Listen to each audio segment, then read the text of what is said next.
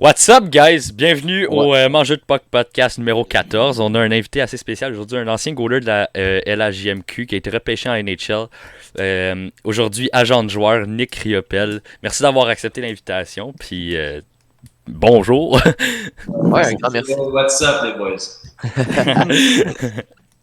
Un gros merci d'avoir Ouais. accepté l'invitation. Hein. C'est vraiment là. Merci beaucoup. Je suis vraiment content. Écoute, comme on semblait me dire avant qu'on entre en ondes, là, je suis comme votre premier invité. Fait que si c'est le cas, Notre, bien content. notre premier invité pour faire une entrevue plus que parler de hockey en général. Puis ouais, c'est ça. On est tous aussi des fans de hockey qui voudraient devenir dans un métier qui a rapport avec le hockey. Fait que c'est sûr qu'à agent de joueur, ça nous intéresse tout un peu aussi d'en connaître plus. Là. Ben, Gigi, je te laisse commencer avec tes deux questions que tu voulais partir avec. Ben, c'est ça. T'es agent de joueur, t'as une très belle carrière LHMQ, puis repêché 5e ronde par les Flyers. J'aimerais ça savoir un peu pour que les gens te connaissent mieux, pour ceux qui te connaissent pas qui écoutent notre podcast.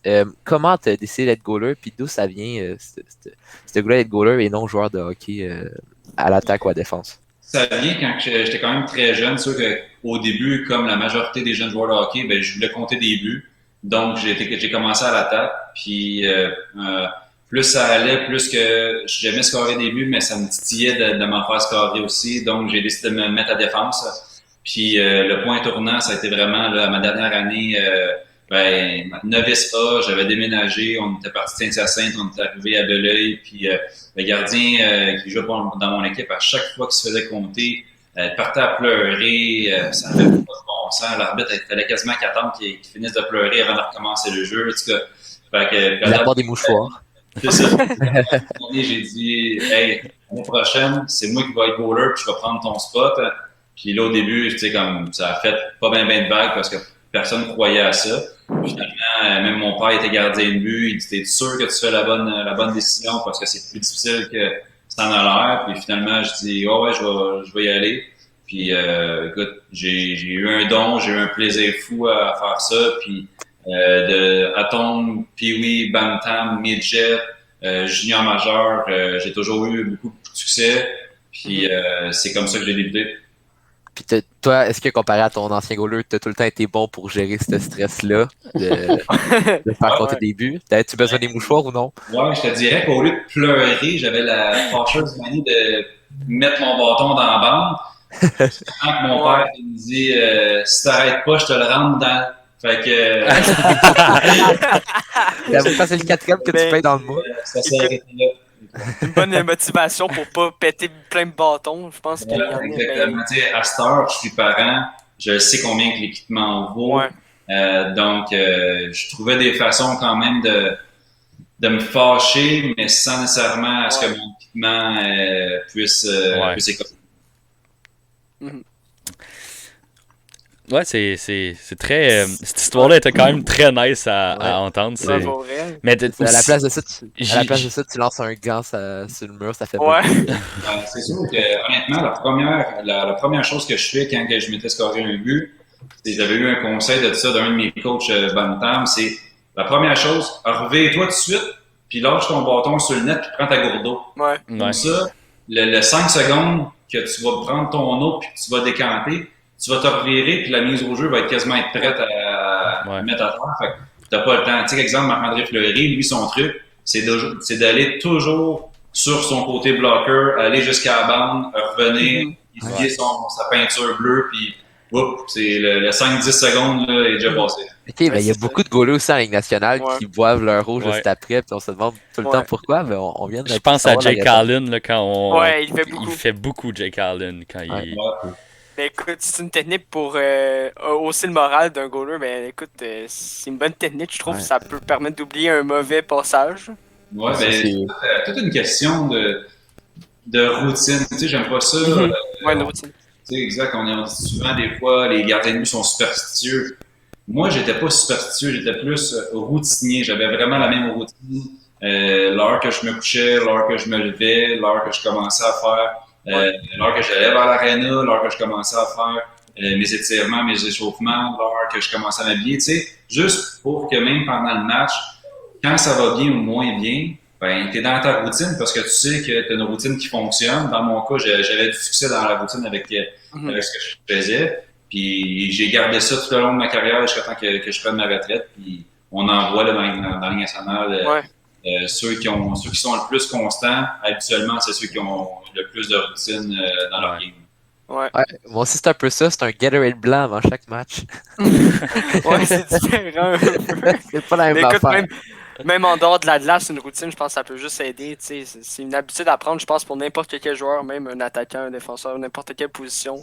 Je pense que ça peut aider au développement, même là. Ben, à te sentir plus confortable. Ouais, Absolument exactement. raison. Honnêtement, Gab, tu as absolument raison parce que nous, c'est ce qu'on dit tout le temps. Contrôle ce que tu peux contrôler, puis soit la meilleure version de toi-même, peu importe dans quelle sphère de ta vie. Fait tu sais, soit le meilleur étudiant possible, soit le meilleur grand frère ou petit frère, soit le meilleur fils, soit, mettons, le meilleur sportif, soit le meilleur athlète, soit juste avoir des routines, lève-toi tout le temps sensiblement à la même heure.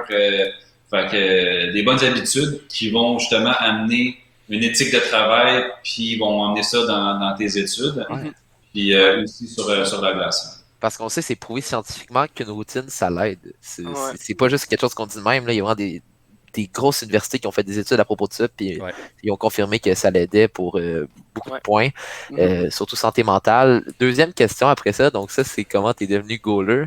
Puis là, tu as arrêté ta carrière en 2017-2018, puis tu étais déjà agent de joueur. Fait que comment est-ce que ce changement-là de joueur de hockey à agent de joueur s'est passé? Comment tu es voulu devenir agent de joueur? Je dirais que c'est une drôle de transition parce que moi, j'ai toujours été passionné par le développement du joueur. Tout ce qui touchait le joueur puis les performances à l'extérieur de la glace, fait que ce soit l'entraînement, la psychologie, la nutrition, peu importe, tout ce qui touchait, moi je disais tout le temps, enlever des roches du chapeau mexicain. Moi, je voulais que le joueur se concentre juste sur ses études puis à jouer au hockey. Fait que tout le stress extérieur, les pressions extérieures, et malheureusement, je pense qu'on a vu que certaines pressions peuvent apporter, exemple, la saga Jonathan Drouin avec le Canadien. Mais moi, j'étais passionné de contrôler ça. Puis, comme je l'ai dit un petit peu plus tôt à Gab, je faisais un bon travail personnellement à contrôler ce que je pouvais contrôler dans toutes les sphères de ma vie. Puis,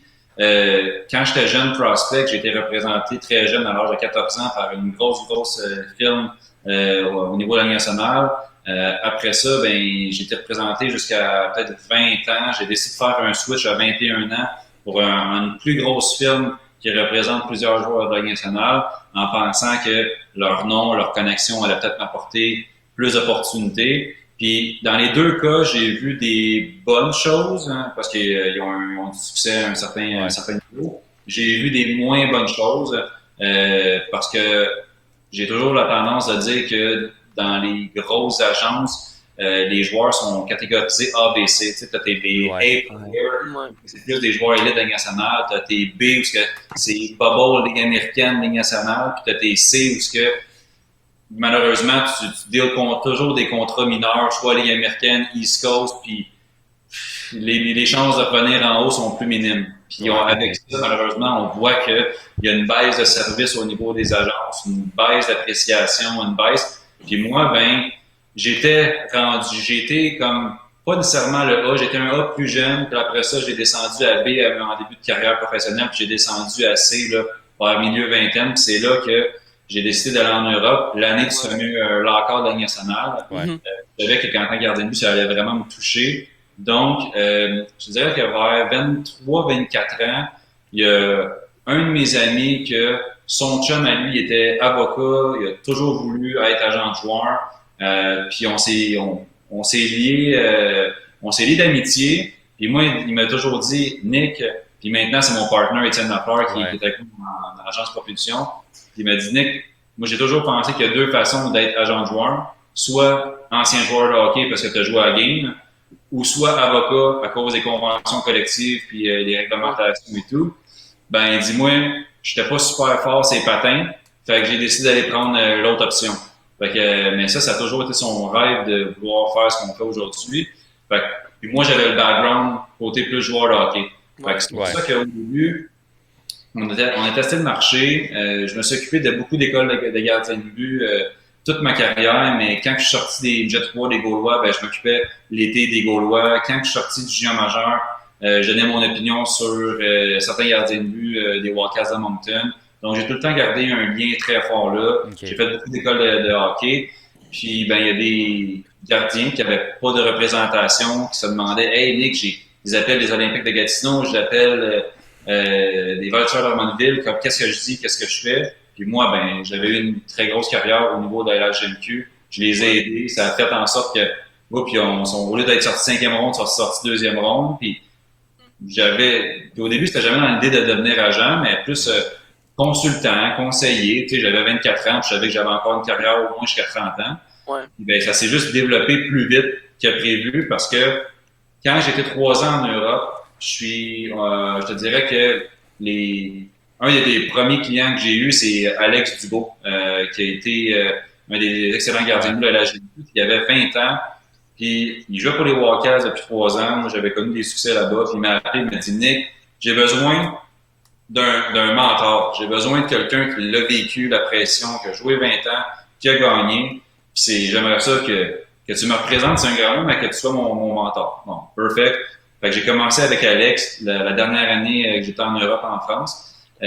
Puis ensuite de ça, quand je suis revenu pour tenter ma chance encore en Amérique du Nord vers l'âge de 26 ans, j'avais beaucoup de mes anciens, mes chums avec qui j'avais joué dans le jeu majeur, anciens coéquipiers que j'ai retrouvés au niveau de la East Coast, et des teammates que j'avais dans la East Coast qui me demandaient « Hey, comment c'est l'Europe? T'es-tu bien payé? La qualité de vie, comment c'est? Moi, mon agent, il est présent des Ligue nationale, fait que moi, il n'y a aucune connexion. Ça aussi, les boys, il faut savoir que les grosses agences en Amérique du Nord n'ont pas nécessairement le focus en Europe. Ouais. Ils en ont pas besoin. Ils ont les poches pleines déjà au niveau en Amérique.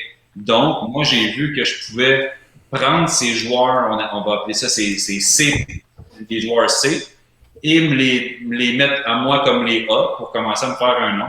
Donc, j'ai commencé à envoyer des gars en Europe, en France, en Angleterre, en Slovaquie, au Danemark, et que j'avais évolué, je connaissais beaucoup de monde là. Puis, de fil en aiguille, comme je disais tantôt, il y a des choses que j'avais aimées, mais moins aimées des agences avec qui j'ai été représenté. Puis, il y a 2 choses que j'ai dit à Étienne. La première, c'est si on fait ça, je veux représenter les joueurs de la même façon que moi, j'aurais aimé ça être représenté. Mm-hmm. Et l'autre chose, c'est, je pense que présentement, pour sortir du lot, ça nous prend quelque chose qui nous différencie. Puis, ce que j'avais manqué dans les 2 cas, c'est proximité puis accessibilité. Et je pense, les boys, vous pouvez le savoir, surtout vous autres, les réseaux sociaux, la proximité, l'accessibilité, du nombre de façons qu'on peut rejoindre quelqu'un, c'est fou. Donc, moi, on est mis là-dessus. C'est une raison pour ça que ça a commencé tellement fort, l'agence, que non seulement je commençais à présenter des gars en Europe, je me représentais moi-même au niveau de l'Amérique du Nord. Puis j'ai des chums qui m'ont dit « Nick, tu sais, même si mon gros agent, moi, il m'appelle pas, ça sert à quoi d'avoir un gros agent? Ben, tu peux-tu essayer de travailler pour moi? » Là, j'ai trouvé des camps Alex Dubois avec le Canadien de Montréal, des gars avec un contrat de la Ligue américaine avec les Islanders de New York, un gars avec qui j'ai trouvé un autre contrat avec le Moose de Manitoba pour le club école des Jets. Ouais. Tu sais, comme...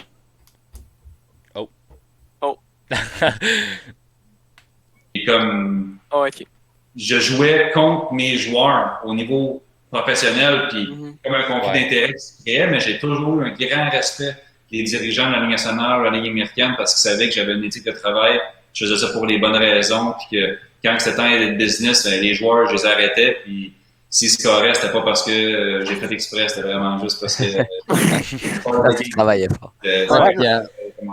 En parlant de réseaux sociaux, là, j'ai vu tes stories sur Alexis Dubo, première étoile du match avec les Stingrays.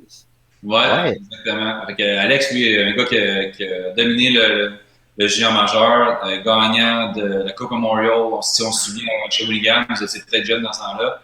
Mais puis après ça, il a eu une très bonne carrière junior. Il a eu 4 championnats au niveau universitaire avec l'Université du Nouveau-Brunswick. Après ça, professionnel, contrat de Ligue américaine avec Belleville, Club d'école des sénateurs. Cette année, il a été faire le camp d'entraînement de Hershey, qui est dans le club école aussi des Caps. Ouais. Donc, présentement, il connaît toute une bonne saison encore, Alexis. Ouais, en ce moment, il est en SHL avec le South Carolina. Ouais. Puis des très bonnes stats, pareil. Puis sinon aussi, tu parlais de proximité. Puis c'est vrai que c'est une affaire extrêmement importante. Puis de ce que j'ai compris, c'est ça. Fait que vous étiez un des premiers à vraiment permettre cette proximité-là grâce à tous les réseaux qu'on a avec les joueurs. Puis c'est sûr que pour un joueur, savoir qu'à tout moment, il peut avoir besoin. Il peut parler avec son agent, c'est sûr que c'est vraiment bien. Puis un autre truc que tu as parlé, puis que ça me fait un peu penser aussi au niveau des agences dans la musique. Il y a malheureusement certaines agences qui pensent trop business. Ouais. Puis ça enlève justement certains trucs supplémentaires que les joueurs pourraient avoir là, parce que dans la musique, il y a beaucoup aussi de gros stars de la musique. Là. Je pense par exemple à du Daft Punk. Ils ont brisé ça il n'y a pas trop longtemps, qui n'ont jamais voulu être dans des grosses agences justement parce que ils trouvaient qu'il y avait trop un côté business, pas assez un côté artistique. Ouais, puis le côté, comme on a dit, rapproché entre l'agence et le joueur. Ouais. Exactement. Mais tu sais, moi, ce que j'ai dit tout le temps avec les gars qui disent, c'est soit tu peux être un poisson dans l'océan ou un requin dans un bocal. Tu sais, souvent, tu sais, moi, les parents, des fois que j'approche, puis ils me disent on va y aller avec une agence qui représente 50 gars dans la Ligue nationale. Je dis OK, mais la question que tu te poses, c'est pas est-ce que cette agence-là est meilleure pour moi? La question que tu te poses, c'est qu'est-ce que tu vas faire pour mon gars d'ici à ce qu'il soit un de ces 50 joueurs de la Ligue nationale-là? Et tu vas venir le voir combien de fois? Tu sais, surtout, mettons, quand on parle des gardiens de but, j'étais un gardien de but. Quand il va goaler un mauvais match, tu vas lui dire quoi? C'est quoi tes solutions? Tu vas l'appeler combien de fois? Quand il va t'appeler, tu vas-tu y répondre? Ça va te prendre combien de temps? Puis moi, c'est ça qui me gosse le plus, honnêtement. C'est je ne peux pas concevoir en 2021 que quand que tu laisses un message texte, un courriel ou un voicemail, que tu peux pas répondre à l'intérieur de 48 heures. Ouais. Donc, ça être fidèle envers tes joueurs. Là, puis c'est important pour une agence d'être là pour ces joueurs puis vraiment les faire sentir bien. Ouais.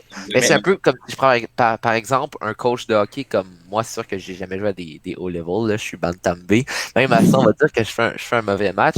Tu sais, c'est bien que le coach parle à l'équipe et dit c'était pas un bon match, mais qu'il vienne te parler à toi, puis qu'il dit à toi que c'est que tu as mal fait, qu'est-ce que tu peux faire pour t'améliorer, ça fait une très très grosse différence de savoir qu'il se soucie de toi.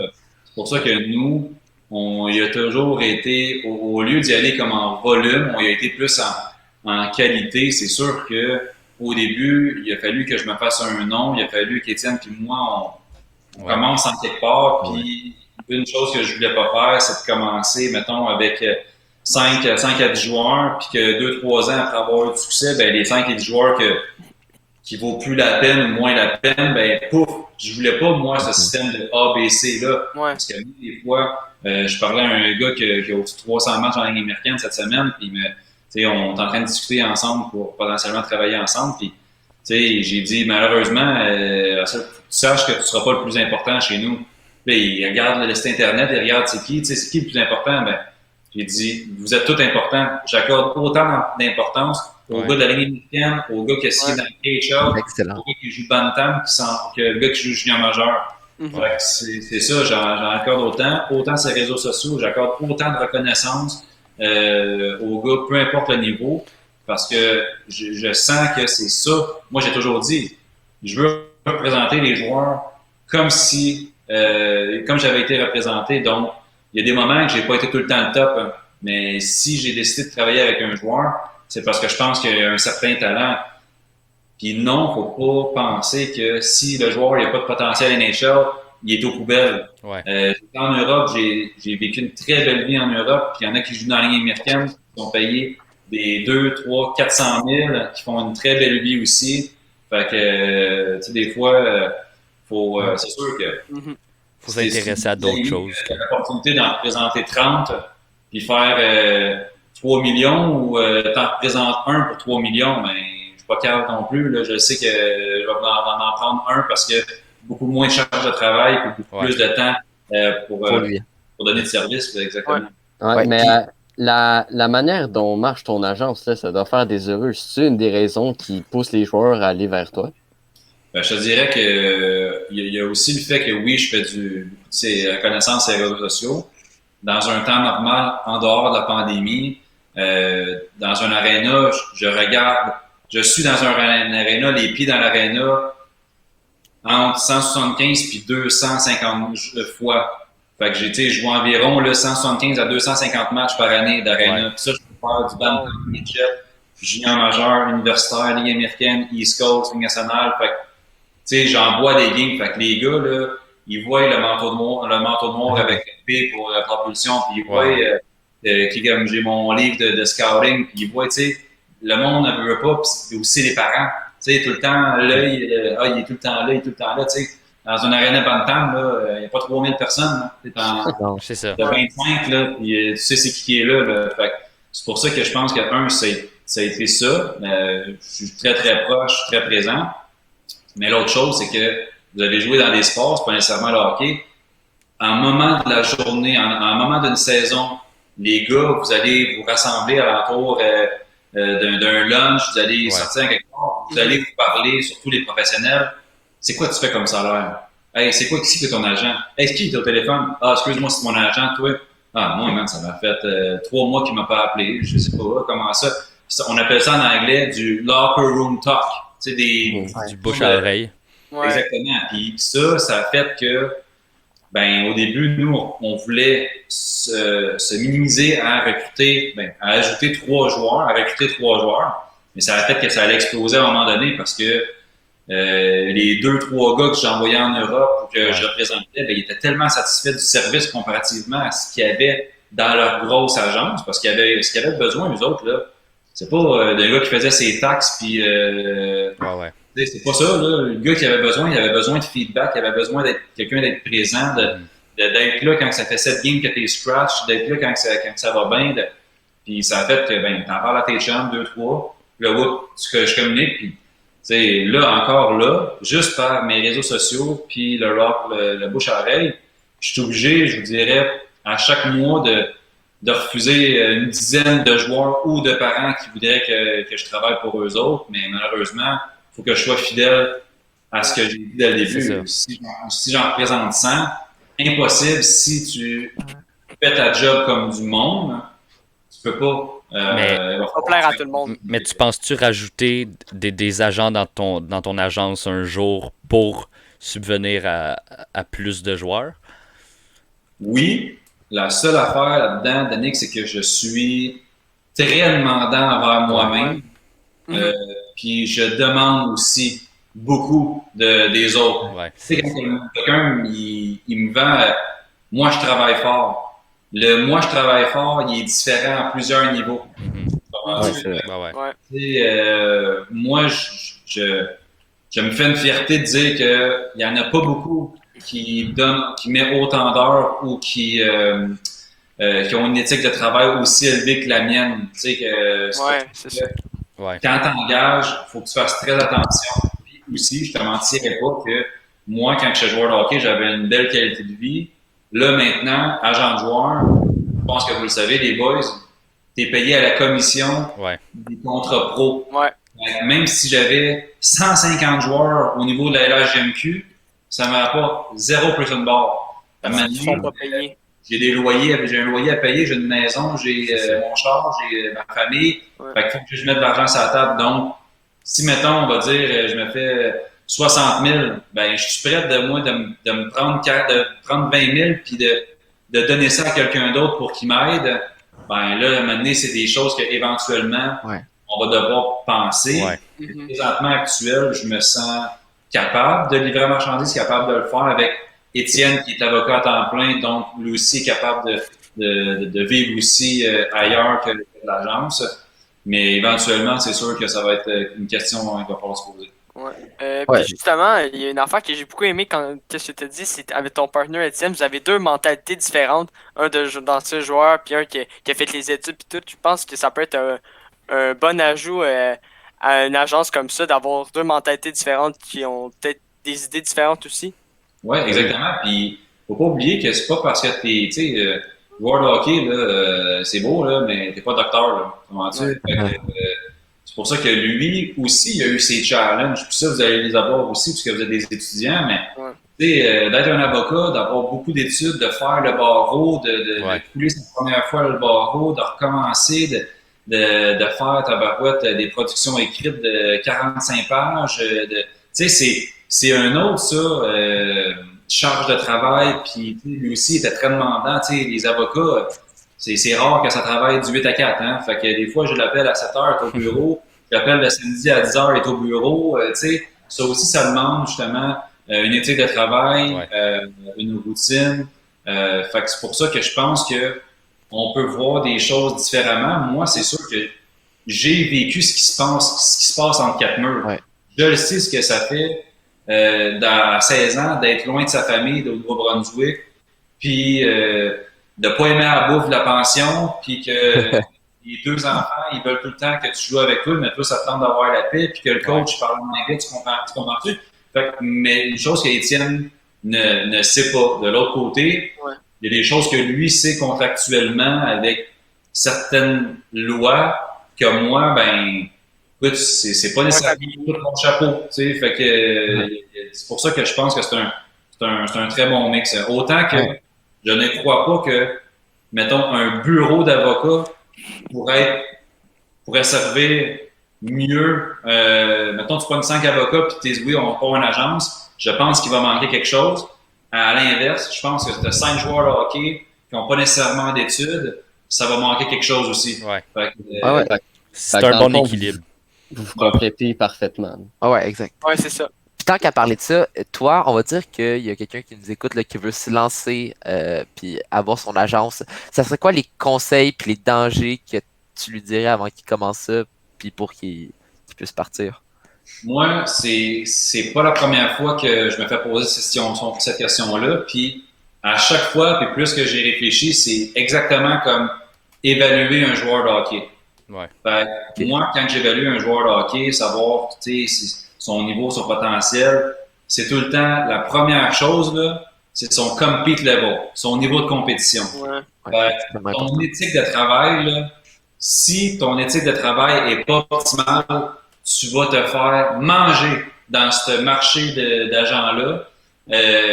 C'est sûr.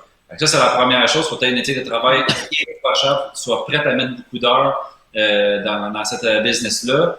La deuxième chose, souvent qu'on évalue, c'est ton hockey sense, ton hockey IQ, ton niveau de hockey. Il faut que tu connaisses ça. Tu sais, vous autres, les boys, vous connaissez ça. Vous êtes sûrement des geeks là, de stats puis vraiment. Bon, vous connaissez ça, puis vous connaissez sûrement tous les joueurs de la Ligue nationale, quasiment plus que moi à une certaine limite. Fait pour ça il faut que tu connaisses ça, il faut que tu sois passionné. Tu peux pas dire à un moment donné, ben moi j'étais dentiste, mais là je décide d'être agent de joueur parce que ça a l'air cool. Il faut que tu connaisses là, à un moment donné. Un gros background. Tu joué la game. Il faut juste que ton niveau de hockey sense, tu l'aies. Il faut que tu sois capable d'évaluer, il faut que tu sois capable de regarder quand c'est le bon moment d'appeler du monde, quand c'est où les places qu'il faut que tu sois. Fait que c'est la deuxième chose. Ou mettre l'effort en autre mot. La troisième chose, c'est le speed. Souvent, un joueur, on a évalue la vitesse. Ouais. Ça aussi, c'est quoi tes objectifs? Toi, là, la vitesse à laquelle tu travailles, c'est-tu, tu sais, comme on parlait tantôt, la proximité, l'accessibilité. Quand tu reçois un message, quand tu reçois un appel, t'es-tu vite à répondre? Quand tu te dis que tu vas aller, tu vas faire quelque chose, ça te prend combien de temps de le faire? Ton objectif, c'est de devenir un bon agent dans 15 ans ou c'est de devenir un bon agent dans 5 ans? Tu sais, ta réactivité. Ouais. Moi, à chaque soir, là, je prends quasiment une demi-heure. Tous les matchs dans la Ligue américaine, je regarde quasiment le temps de jeu de chaque gars, savoir, il est-tu blessé? Oups, s'il est blessé, j'appelle le GM pour savoir, tu sais, tous les réseaux sociaux, les Twitter de toutes les équipes. des communications. OK, bon, mais je sais pas, moi, un gardien de but à Buffalo est blessé, tu sais, on a eu en masse cette année. Ouais. Bon,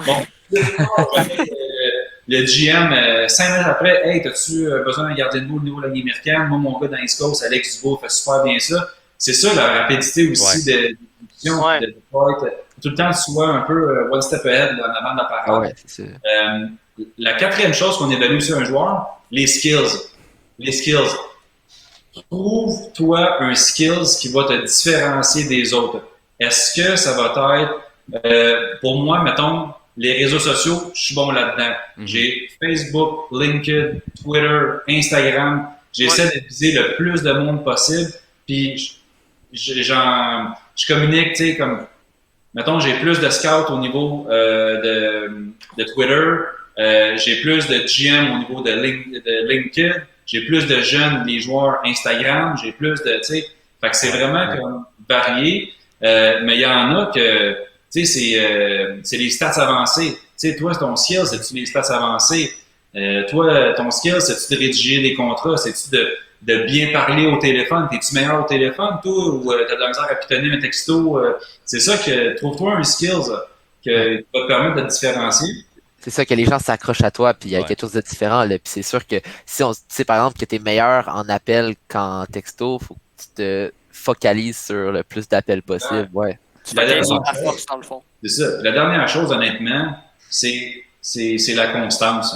Tu sais, si tu le fais un gros rush un mois, puis après ça, pendant 3 mois, tu pognes un baisse, ben là, ça va agir ça aussi dans ta business, puis tu vas avoir de l'inconstance, puis tu vas te faire manger encore là, parce que tu vas trouver des bons joueurs, tu vas t'occuper d'eux au début, ils vont s'en aller, ça sera pas bon pour toi, tu vas devoir récupérer, puis, fait que tu sais, pour répondre à ta question, j'évalue, selon moi, ce qu'il faut, c'est que ça prend un agent à ce que ça prend pour un joueur de hockey à lui, c'est évident.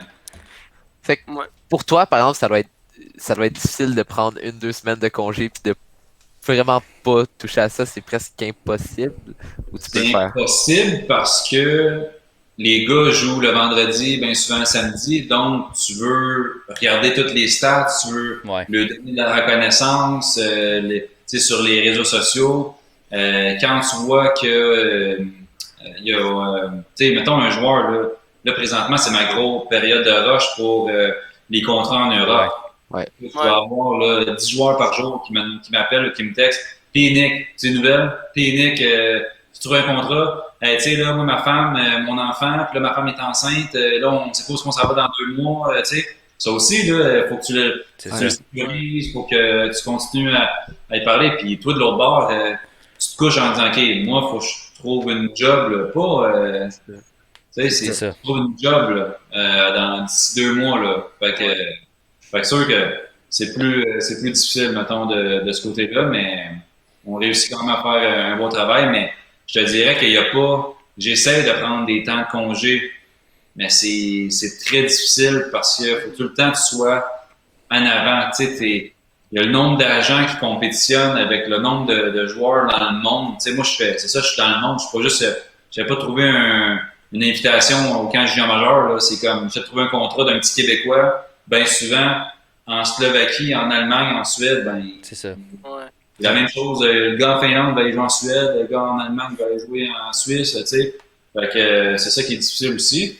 Mais, tu sais, j'ai eu des gars, puis ça va être. Mais ça, je me la garde tantôt. J'ai des anecdotes pour vous autres, là. Fait que. Ouais. Ben, c'est ça, là, c'est sûr que c'est à toi de.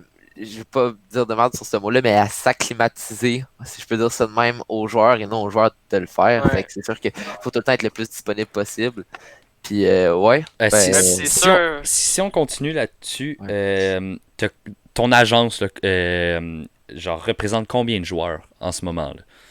Présentement, on compte 31 joueurs, dont 18 au niveau professionnel. OK. Quand même. Ouais. Fait que ça fait quand même une bonne grosse charge de travail, mais ça fait qu'on comprend pourquoi pour l'instant tu veux pas en avoir plus, tu veux te focaliser sur ces 31 joueurs-là. Ça dépend tout le temps. Comme je suis rendu à une étape où je peux choisir, c'est que je veux choisir. Puis comme tu dirais, on ne se racontera pas de merde, mais 5% de 100 000 puis 5% de 500. Tu sais, des fois, c'est tant mieux de penser à ton affaire. Tu sais, pour la même charge de travail, parce qu'encore une fois, puis bien souvent, c'est moins de charge de travail pour le Top Gun que celui pour celui qui apporte un plus petit salaire. Ouais, parce que c'est bien moins dur de trouver un contrat. Ben exactement. Tu te dis, OK, bon, mais moi, est-ce que si je décide de le représenter avec la charge de travail que ça va me prendre, ça va être bénéfique pour moi, tu sais. Tu sais, moi, parce que non seulement il faut trouver le contrat, mais faut pas oublier que pendant la saison, ben, il faut que tu regardes tout le temps ses stats. Il faut que tu fasses de la reconnaissance des réseaux sociaux. Il faut que tu l'appelles à tous les 10 matchs, comment ça va. Tu sais, c'est tout le temps à refaire. Faut que tu le vendes, faut que tu fasses son profil, faut faire son CV, faut que tu planifies son été d'entraînement, faut que tu regardes savoir si c'est des partnerships que tu peux avoir pour lui. Fait que tu sais, c'est beaucoup de choses qui sont demandantes. Puis c'est là à savoir, OK, ben, mettons, pour 500$, ça vaut-il la peine ou j'attends le gars qui m'en donne à 3500$? Ouais, c'est ça. Ben, c'est sûr que là, c'est mieux de les faire sentir en confiance. Je pense qu'avec ta méthode, c'est pas mal ça que tu veux faire aussi. Puis je suis pas mal d'accord avec ce que tu dis. Ça veut vraiment. Tes joueurs doivent se sentir en confiance vu que tu prends plus soin d'eux. Mettons que ta place d'avoir 100 joueurs, 150, d'avoir 30 focalisés là-dessus, je pense que c'est un bon début. C'est un bon départ, puis ça va juste grossir, je pense. Puis bien souvent, ce que je dis au monde qui. Tu sais, des fois. J'ai des messages, hey Nick, tu voudrais-tu me représenter? Je t'ai vu sur les réseaux sociaux, tu voudrais-tu me représenter? Voici mon CV, tu sais.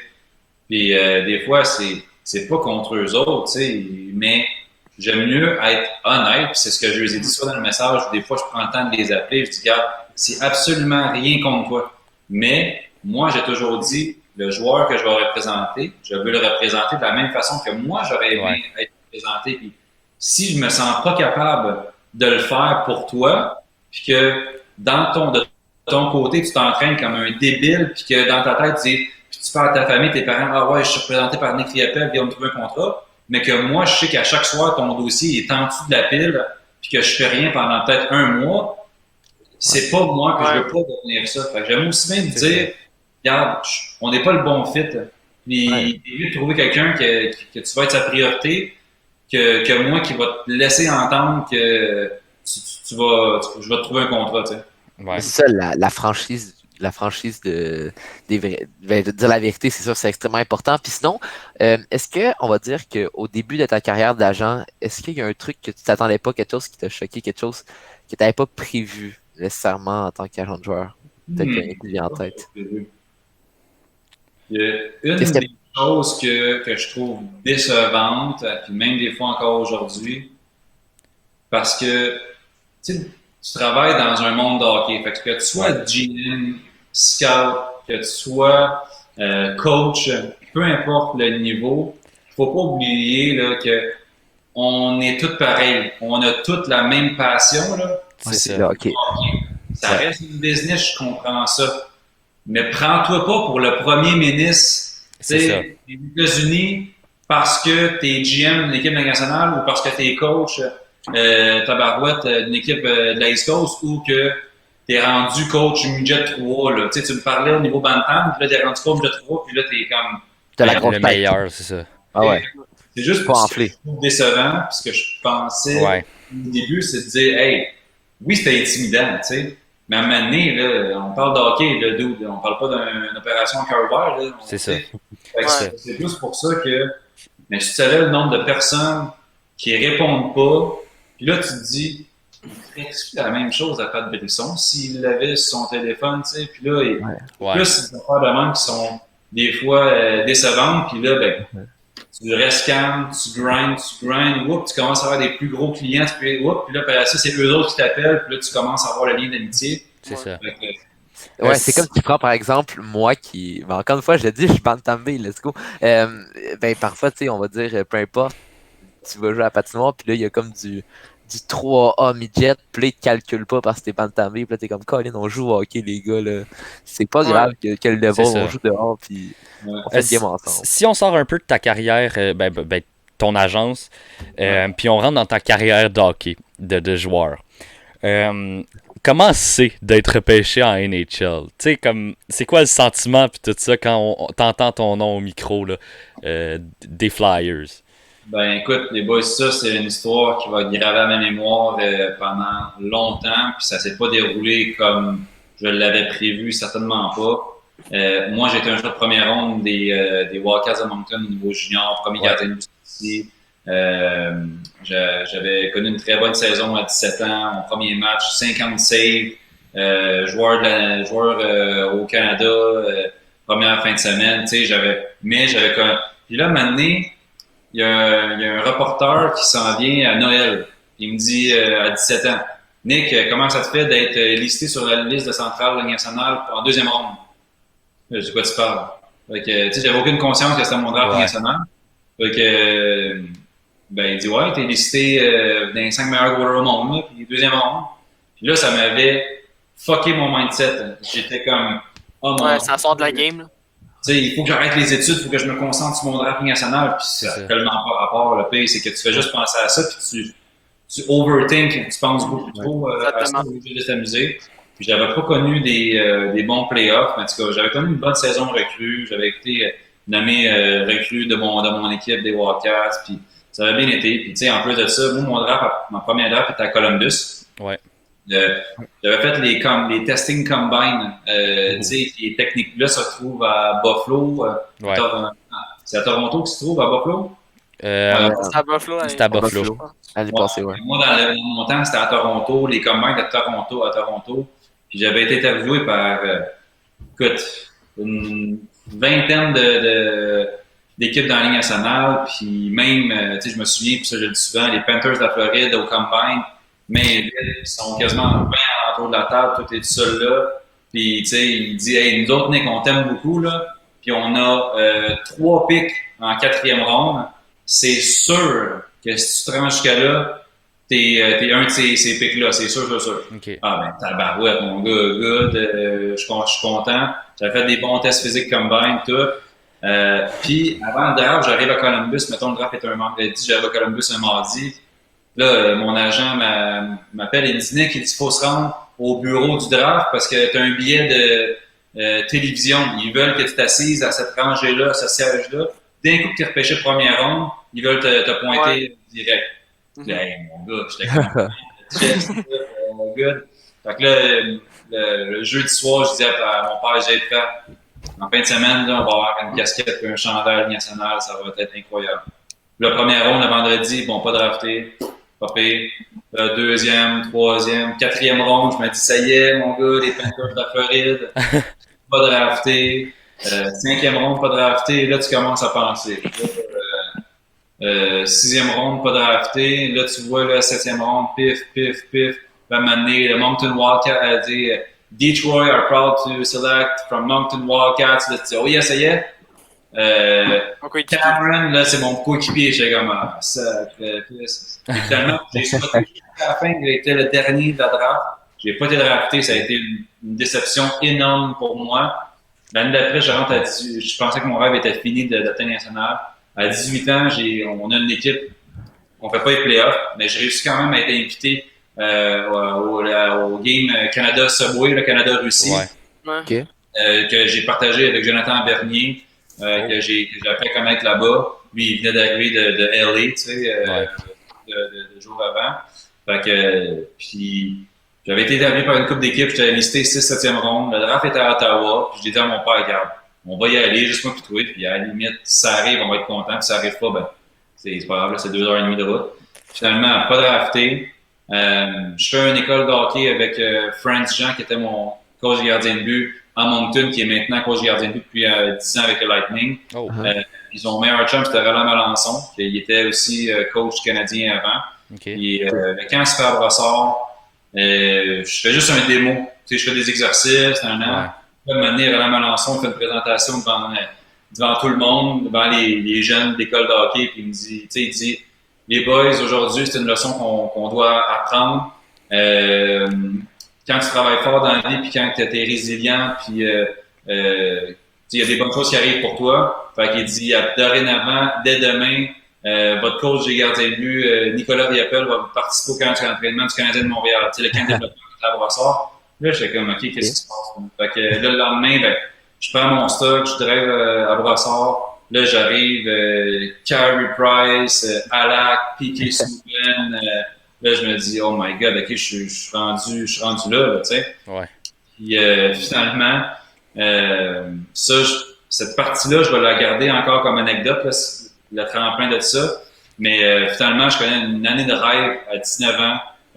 Brise tous les records de la LHMQ, meilleure moyenne, pourcentage d'arrêt, première équipe d'étoiles, MVP, dernier gardien de but à l'avoir fait. Mais là, si je peux dire tes stats, tant qu'à faire, tu as eu 930% d'arrêt dans la saison 2008-2009 avec 43 victoires, 11 défaites, 2,05 buts accordés par match. Là, t'es sur quel site, là? Là, je suis sur HockeyDB. Je sais pas si... Tu vas m'arrêter ça, tu vas Elite Prospect. Moi, je suis sur Elite Prospect, je peux te dire, je vois ça, 931 de moyenne, 2,01 buts accordés par match, puis 59 matchs joués. Fait que, c'est ça. Là, je pas les victoires, mais... C'est moins compliqué. HockeyDB. C'est les années 80, ça. Va falloir que t'arrêtes ça. Elite Prospect, c'est pas mal mieux, mais oui, c'est ça. Ça, c'était les stats. Un petit bug, je pense. Il va revenir. Ça a été ma grosse saison, puis ça a fait que le repêchage est arrivé, c'était à Montréal en 2009. L'année Louis Leblanc, si tout le monde se souvient de ça. Ouais. Parce que quand je dis 2009, le monde ne comprenne pas, mais quand je dis Louis Leblanc, le monde y comprend. Tout le monde s'en souvient. Finalement, j'avais parlé à plusieurs personnes. J'avais dit, j'avais rencontré l'Avalanche Colorado à 3 reprises. Il était venu souper avec moi à Moncton. Il m'avait dit, Nick, en 2e ronde, on te prend. J'ai dit, parfait, signe-moi le contrat. Donne-moi un contrat que tu me dis que tu vas me repêcher en 2e ronde. Il dit, ah ouais, on peut pas faire ça. Je dis, je me l'ai déjà fait faire le coup, là, puis je suis pas intéressé à ça. Finalement, en 2e ronde, Avalanche, je me draft pas. Puis j'ai été drafté par les Flyers en 5e ronde, puis c'était incroyable parce que c'était mon 3e repêchage, c'était la dernière année d'éligibilité. Ma famille était là, on était au-dessus de 50-60 personnes dans les estrades. Puis c'était un moment que je vais toujours me souvenir. Mais là, ça veut dire que t'as fait les camps d'entraînement des Flyers avec Sergei Bobrovsky. Ouais. OK. C'est aussi une anecdote. Puis, est-ce que tu avais peur de ne pas te faire draft encore une fois? J'avais peur, Alex, mais de l'autre côté, je savais que si je n'étais pas repêché, je devenais agent libre. Et qu'avec les stats et la saison que j'avais eue, j'avais 20 équipes qui étaient alignées un après l'autre, puis que je signais un contrat d'entrée de 3 ans avec le max bonus puis le max deal.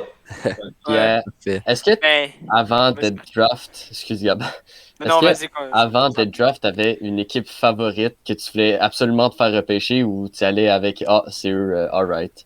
Je te dirais que j'avais un très bon feeling avec Colorado parce que, comme je te dis, ils m'ont rencontré 3 fois, ils sont venus à Moncton, ils sont soupés ensemble, il y a eu beaucoup de conversations, puis moi je l'ai dit avant l'émission commence, mon idole ça a toujours été Patrick Roy, fait que ce qu'il a fait avec le Canadien, ce qu'il a fait avec l'Avalanche, le fait de penser que je puisse retourner dans la même organisation que lui, ça aurait été incroyable. Mais ça a été vraiment mon plus gros feeling. Je sais que j'avais des discussions avec Pittsburgh. Et finalement, tu veux, les Flyers, ils m'ont rencontré 3 jours avant le draft. Pris un Sprite sur le coin d'une table, m'ont posé 5-6 minutes. Ça a été fini. Ouais, puis surtout qu'en plus, les Flyers, ils avaient repêché un goaler 80e au total la même année. C'est que sûrement que tu devais pas t'en attendre tant que ça. C'est une petite surprise. Adam Morrison. Ouais, Adam Morrison que j'ai côtoyé même au niveau de la East Coast quelques années. Puis, tu sais, c'était un bon goaler, Adam, mais je pense aussi que les standards ont fait que, bon, il avait 17 ans, il était 6 pieds 4, 6 pieds 5, il à sa mal. Puis bon, il se dit, on a un bon, mais peut-être on prend un gars plus d'expérience qu'on sait qu'il peut jumper dans le pro l'année prochaine. Fait que, tu sais, je voyais pas ça d'un mauvais œil, honnêtement, là. Juste d'être repêché national, tu sais, même encore aujourd'hui, j'ai 32 ans. Puis à chaque fois que je rentre dans mon bureau puis que je vois mon chandail accroché, ça reste toujours une fierté pour moi. Ouais. Puis écoute, aussi, je vais juste rajouter que le gars en deuxième ronde, Colorado avait 2 choix de deuxième ronde cette année-là. Puis ils ont quand même repêché Ryan O'Reilly avec le premier. Puis le Ouais. deuxième, ça a été Stéphane Elliott. Je vois ça sur OKDB, mais quand même, Ryan O'Reilly aurait pu être à la position où t'es. Ouais, exactement. Mais écoute, regarde, moi, puis j'ai aucune rancune Ouais. envers absolument personne. Je sais que je le sens encore plus que jamais que c'est une grosse business puis qu'il Ouais. y a beaucoup plus qu'une personne d'impliquée dans cette décision-là. Même si le scout du Québec m'aimait, il va falloir t'en convaincre une C'est vingtaine là, pour dire Ouais. que c'est pas le choix. Là. Fait que, Tant- Tant qu'à parler des drafts des standards, là, t'as parlé un peu des standards que justement Adam Morrison était plus jeune, puis il était plus grand 6 pieds 4. Est-ce que tu penses que ces standards-là sont en train de changer en 2020? Est-ce que c'est les mêmes que c'était en 2010? C'est quoi les plus gros changements que tu vois dans les drafts? les standards ont changé. Ont changé pour les joueurs, les attaquants, mais ça reste que si tu as le choix entre un gars qui est extrêmement vite, extrêmement skills, puis qui travaille beaucoup, entre le 5 pieds 11 puis le 6 pieds 2, Tu prends le six tu pieds vas deux. privilégier le 6 pieds 2. Ouais. Même chose Ouais. à la défense. Oui, ça l'a changé quelque peu, mais il y en a de, tu sais, nomme-moi les petits défenseurs vite. Sam Girard, Ouais. Toug, Mété. Mettez, ouais. Mété, on peut dire que le Fourth round. Ouais. oui, le jeu national, là, mais tu sais, ça reste que c'est plus facile, à talent égal, de toujours. Puis tu sais, faut pas oublier, boys, là, c'est à travers le monde. Fait que Ouais. le choix entre les meilleurs de la Russie, les meilleurs de l'Allemagne, Ouais, c'est les ça. meilleurs de la Finlande, de la T'as Suède, bien de choix. tu sais, à un moment donné, t'en as le choix, puis si un gars, il a 7 rondes, mettons un choix par ronde, c'est 7 gars qu'il faut que tu repêches, les meilleurs au monde. Tu sais, mettons là, que tu as échangé 2 de tes pics, là, il t'en reste 5. Là. C'est ça. Ben, Ouais. tu sais, à un moment donné, là, quand tu as le choix, puis tu en as le choix. Tu as le choix non seulement des 17 ans, mais tu as les 18 ans late qui sont là aussi. Tu as Ouais. les 19 ans qui sont encore éligibles. Fait que, honnêtement, là, t'en as beaucoup de choix là, devant toi. Fait que, comme équipe, c'est difficile de vouloir commencer à dire ah oui, ben oui, les standards ont changé, fait que je vais aller avec le petit, tu sais. Fait que, Ouais. Je sais pas qu'est-ce qui se passe du côté Alex. Il s'indigne. Ah, il s'indigne, ok. Mais, tu sais, on en a vu des standards. Tu sais, dernièrement, il y a Colt Caulfield quand même glissé un Ouais. peu beaucoup dans le repêchage 2019. Puis en ce moment, il est déjà dans l'Union nationale par rapport à d'autres. Mettons Mathieu Boldy, qui est quand même très grand. Ben, la Ouais. même chose pour, Il est la bien même chose, bâti. la mais même je chose te pour dis, Alex ben, Debrincat. la seule affaire, c'est que pour les attaquants, ça peut changer parce que Ouais. tu sais, tu Ouais. peux être un tireur d'élite, tu peux être vraiment vite, tu sais, mais à talent égal, tu choisis. prends le plus grand. Ben oui, c'est Fait sûr. que, Ouais. Mais Cole Caulfield, on ne peut pas parler d'un talent égal, c'est un talent Non. exceptionnel. Ouais. Et cette première et deuxième ronde-là, après ça, 3, 4, 5, 6, tu sais, comme c'est là que tu y vas peut-être avec plus de grandeur, puisque techniquement, c'est plus des projets, puis tu sais, tu Mhm. projettes un peu. Puis, pour le gardien de but, c'est la seule position que le standard n'a pas changé. J'ai bien des scouts de NHL qui me disent Nick, il est bon, il arrête le puck, mais il est 6 pieds. Mes boss, ils me disent en bas de 6 pieds 2, regardez même pas. Il dit moi, je suis même pas prête, même s'il est bon, que je sais qu'il va faire une bonne job. Si je dis amène-les au camp, puis que je l'emmène, puis que malheureusement il connaît pas un bon camp, ben ça se peut que je perde ma job. Puis j'aime mieux emmener un 6 pieds 2 pas bon ou moins bon. Puis s'il n'a pas la job, ben il va dire ben, au moins il était 6 pieds 2 et ben c'est en bas. Qu'un gars qui n'arrivera pas. Fait que, mais ça, c'est la réalité. Ouais. Ça, là, il y a très peu de goalers en bas de 6 pieds. On parle peut-être de Michael DiPietro avec Vancouver qui est tout juste à côté de 6 pieds, qui je pense qu'il est 5 pieds 11. Vite, Sarah, Jonathan Bernier, C'est vrai. des goalers comme ça. Alak n'est pas grand. Tu sais. Fait que, non, t'en as, mais C'est il y a rare. Tobin aussi. Ouais. Puis c'est ça, c'est juste aussi, c'est ça, pas juste que c'est parce qu'ils sont plus petits, puis aussi parce que les équipes ont plus peur de leur donner la chance puis de les drafter. Ouais. Mais fait que ça, dans ce coin-là, t'as vraiment pas vu aucun changement entre les années 2000 puis en ce moment. Non, Bon. pas en Ok. tout. Pour revenir à ton draft, j'ai une petite question aussi. Sur le coup, là, mettons, tu sais, c'est de pas être, mettons, t'avais quand même une mini promesse de Colorado, puis un peu aussi de Floride.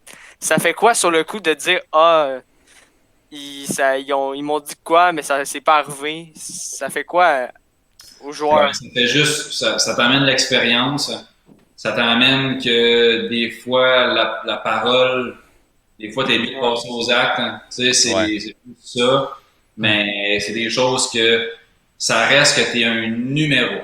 Fait que Ouais. tes Ouais. feelings, là, Ouais. regarde, si t'es pas capable de. If you can take the heat, là, get out of the kitchen, là, qu'ils disent, là, fait que c'est pas.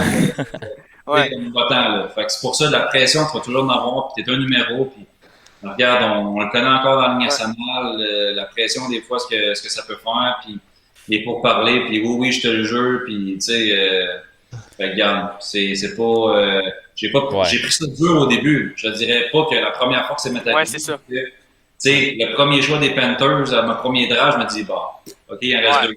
Là, le deuxième choix, non, là, je me dis, c'est sûr que c'est moi. Là, non, il trépage un Suédois, là, je suis comme, oh my God, tu sais, là, je me dis, C'est OK, ça. là, t'espères en cinquième ronde, t'espères que ça arrive jamais. Ben, C'est ça. c'est pour ça qu'avec Colorado, j'ai dit, ben, si tu me dis que tu me draftes en deuxième, c'est moi le contrat, ben, Ouais, Ouais. c'est sûr. Puis- Mais c'est ça, parce que ça reste qu'à la base, c'est quand même là des extrêmement grosses industries. Chaque équipe, là, le but premier, Bah ouais. c'est de se faire de l'argent. Puis c'est vrai que c'est vrai que malheureusement, c'est comme tu as dit, t'es un numéro dans le draft. Puis même si t'es un joueur de hockey professionnel, puis malgré ça, ça reste que comparé à la franchise, souvent, un peu comme on parlait avec les agents de joueurs, tu sais, si t'en as trop, ça devient qu'il y a des trucs beaucoup moins importants. Puis c'est un peu ça qui se passe. Là. comme les gars là, qui se font échanger pour nous autres, la date limite des échanges, c'est le fun, c'est palpitant. Ouais. Mais tu sais, des fois, là, juste une organisation pour sauver, je sais pas, moins 200-300 000 sur leur cap salarial, ben ils vont dire à un joueur, ben t'es échangé, mettons que tu es à Ottawa, ben t'es échangé, je sais pas, au moins avant Vancouver. Ben Ouais, là, que toute ta famille. il y a une femme, les enfants sont à l'école, tu sais, tout ça pour que la business, lui, elle sauve 200-300 000 sur le salarial. Tu sais. Ça, quand tu parles de ça, ça me fait penser à Alex Barabanov qui a été trade de Toronto à San Jose cette année. Ça, c'est un peu ça qu'ils ont voulu faire de Toronto, se sauver du cap space. Là. Ben, c'est pour ça que, tu sais, tes feelings, là, puis ta famille, regarde, C'est ça. Ça passe après le cash. C'est sa job. Toi, ta job, c'est de produire. Puis lui, sa job, c'est de gérer une grosse business. Hein. Puis Ouais. pour rentrer un autre joueur qui va peut-être l'apporter à la Ligue nationale pour que lui ait une extension de contrat, ben, il faut qu'il te bouge. C'est Fait ça. que lui, là, que ta femme pleure puis que tes enfants sont à Ouais, l'école, tu t'en fous. Il s'en fout. ça touche Il n'y un a peu. pas juste lui à gérer comme C'est cas, ça. là. Exact. Mais lui, en plus, Barabanov venait juste d'arriver Ouais. au Canada. Tu sais, il était nouveau. Puis c'est sûr, ça lui a fait peut-être un peu mal de repartir parce qu'il venait juste d'arriver. Puis là, il faut qu'il se réhabitue à une autre place qui n'est pas nécessairement habitué.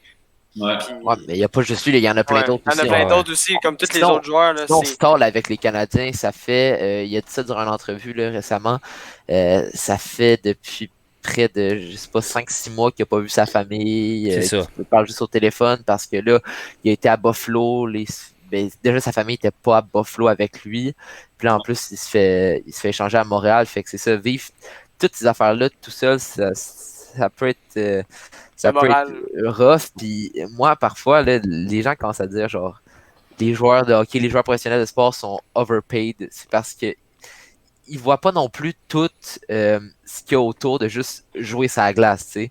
Il y a plein de trucs alentour de ça qui peuvent être tough pour le moral, tough pour le joueur là aussi. T'as pas le droit de te permettre de manger 7 sacs de chips le vendredi soir parce que t'es tanné non plus. Sont overpaid, puis jamais un docteur puis un médecin devrait faire moins qu'un joueur de hockey. Mais Ouais, c'est c'est ça. l'offre et la demande. Ouais. Fait que, tu sais, ils sont overpaid à cause de nous autres, parce qu'on y va dans le Centre Bell, puis On est prêt à le payer le 300-400$ de billets, puis les 50$ de chips, de hot dog. Puis, tu sais, à un moment donné, là, Carey Price, on dit souvent, hey, t'as un gros contrat, t'es supposé. C'est-tu lui qui le demande le contrat? Mais non, c'est le meilleur goaler du monde quand il a signé son contrat. Fait que l'agent, lui, sa job, si je suis capable de te donner 10 millions, tu sais. Je te donne 10 millions. C'est comme si les boys, on vous dirait, bon, ben, votre podcast, là, hey, c'est la prochaine invention du monde, mon gars. Tous les réseaux en Allemagne et en Suisse veulent l'avoir. Puis on est prêt à vous donner 100 000 par année pour l'avoir. On va pas le refuser, c'est sûr. C'est ça. Exactement, tu sais. C'est ça. Puis après, on vient critiquer, mais tu sais, c'est pas nécessairement lui qui a souhaité, il a pris la meilleure offre, puis that's it. Ben oui, c'est C'est sûr. plus l'organisation qui dit, hey, toi, t'as investi 10 millions dans lui, tu sais. Fait que, Ouais, c'est ça. C'est vrai. Sinon, là, on va garder les anecdotes pour la fin. C'est avec quel joueur que tu as eu le plus de plaisir dans ta carrière? j'ai longuement réfléchi à cette question-là, puis elle m'a donné bien de la misère, parce que même encore là, je suis pas capable de dire un joueur en particulier. J'ai tellement vécu des belles choses, des belles amitiés que je tiens encore par le monde de hockey. On dit souvent, le hockey, c'est une école de vie. C'est quelque chose qui te permet de grandir en tant que jeune, en adolescent, en adulte, à te forger du caractère. J'ai tellement eu de fun. J'ai autant avec les gens et les coéquipiers que j'ai gagnés, mais autant avec les coéquipiers que j'ai perdus. C'est des liens que tu tisses vraiment pendant plusieurs années. À cette heure, beaucoup de mes chums, on a tous des enfants. Des fois, on se rencontre, des femmes. Tu vois les enfants courir, puis après ça, tu te parles de tes années qu'on avait avec les Wildcats de Moncton, avec les juniors majeurs. C'est tout ça qui est le fun. J'ai pas quelqu'un en particulier, puis je vais pas commencer à nommer un nom parce que j'ai tellement d'autres de mes chums qui pourraient dire c'était pas moi, t'as pas eu le fun. C'est vraiment compréhensible. Ah ouais. Mon marqué. C'est sûr que. Est-ce que t'as une caméra? Mon nez est rétabli. J'ai été me laver les mains, c'est pour ça que j'étais pas là. C'est parfait. Un high stick. 4 minutes de pénalité dans ce temps-là. Ouais, mais c'est sûr qu'en plus de 20 ans de jouer au hockey à plein de levels différents, c'est sûr que le nombre d'amis et de proches, de connaissances qu'on se doit se faire, c'est énorme. Puis je sais pas si on peut se rendre à cette question-là de maintenant. Là, Dan, c'est plus toi qui t'arranges de ça, mais si on passe à la prochaine question, y a-t-il vraiment une grosse différence entre jouer au hockey en Amérique du Nord puis jouer au hockey en Europe? Énorme à certains niveaux. Si tu parles de niveau de jeu, c'est très différent. En Europe, vous le savez, les glaces olympiques, beaucoup plus grandes. C'est plus grand, c'est plus gros, donc moins physique parce que tu as plus de temps, plus offensif à certains niveaux parce que tu as plus de temps avec la rondelle, plus vite parce que tu as plus d'espace, donc beaucoup moins on appelle ça dump and chase, là, il n'y en a quasiment pas, tu rentres en contrôle dans la zone, fait que c'est sûr que il y a plein de ligues, il y a des différents niveaux, aussi l'aspect monétaire, tu vas beaucoup d'argent en Europe selon les ligues. Si on compare un peu, mettons, ici dans la Ligue nationale, ce qui se compare dans la Ligue nationale avec les salaires minimums, c'est plus au niveau de la KHL, mais sinon aussi, tu as la Suède qui peut payer des 200-300 000 euros net. Quand je dis net, ça veut dire que c'est direct dans tes poches. Tu payes pas de loyer, après les impôts. Là. Tu payes pas d'avion. Les impôts, c'est les équipes qui le payent. Fait que tu as vraiment comme tout l'argent dans tes poches. Parce que on en parlait un peu là, avant le podcast, c'est ça, c'est que les joueurs, on va dire par exemple, qui jouent en NHL aussi et qui se font payer cher parce que c'est la principale ligue, la ligue qui intéresse le plus de monde. Justement, c'est ça, c'est la même chose en KHL, c'est la ligue que les partisans de Russie, c'est la ligue qui vont le plus écouter. Fait que ça va être des salaires approximatifs. Mais j'avais une question justement sur ça. Dans la KHL, là, toi tu dois savoir ça. Mettons, Ovechkin retourne en KHL. Combien va être son salaire environ? Là? Est-ce que ça va être à peu près comme dans la NHL ou un peu moins cher? Je pense pas qu'il va gagner 11 millions. Comme on pense qu'il va peut-être gagner avec Caps l'année prochaine, seulement parce que, bien souvent, t'as comme une prime de homer, on va dire. Ouais. Tu sais, des fois, exemple, tu sais, Philippe Danault, là, il veut rester à Montréal. Ça le ferait chier de déménager à Buffalo, mettons, même s'il sait qu'il gagne 500 000 de plus. Tu vois-tu? Fait que des fois, ça peut jouer à ce niveau-là. Fait que est-ce qu'Ovechkin, tu sais, ils sont pas niaiseux là-bas, les GM, ils aimeraient bien l'avoir, mais ils savent que c'est pas la Ligue nationale. Puis s'il vient en Russie, c'est parce qu'il veut être bien à l'entour de sa famille, dans une monde qu'il connaît. Puis, tu sais, oui, il va faire beaucoup d'argent. Mais de l'autre côté, il peut peut-être en faire plus au niveau des commanditaires. Ouais, c'est sûr.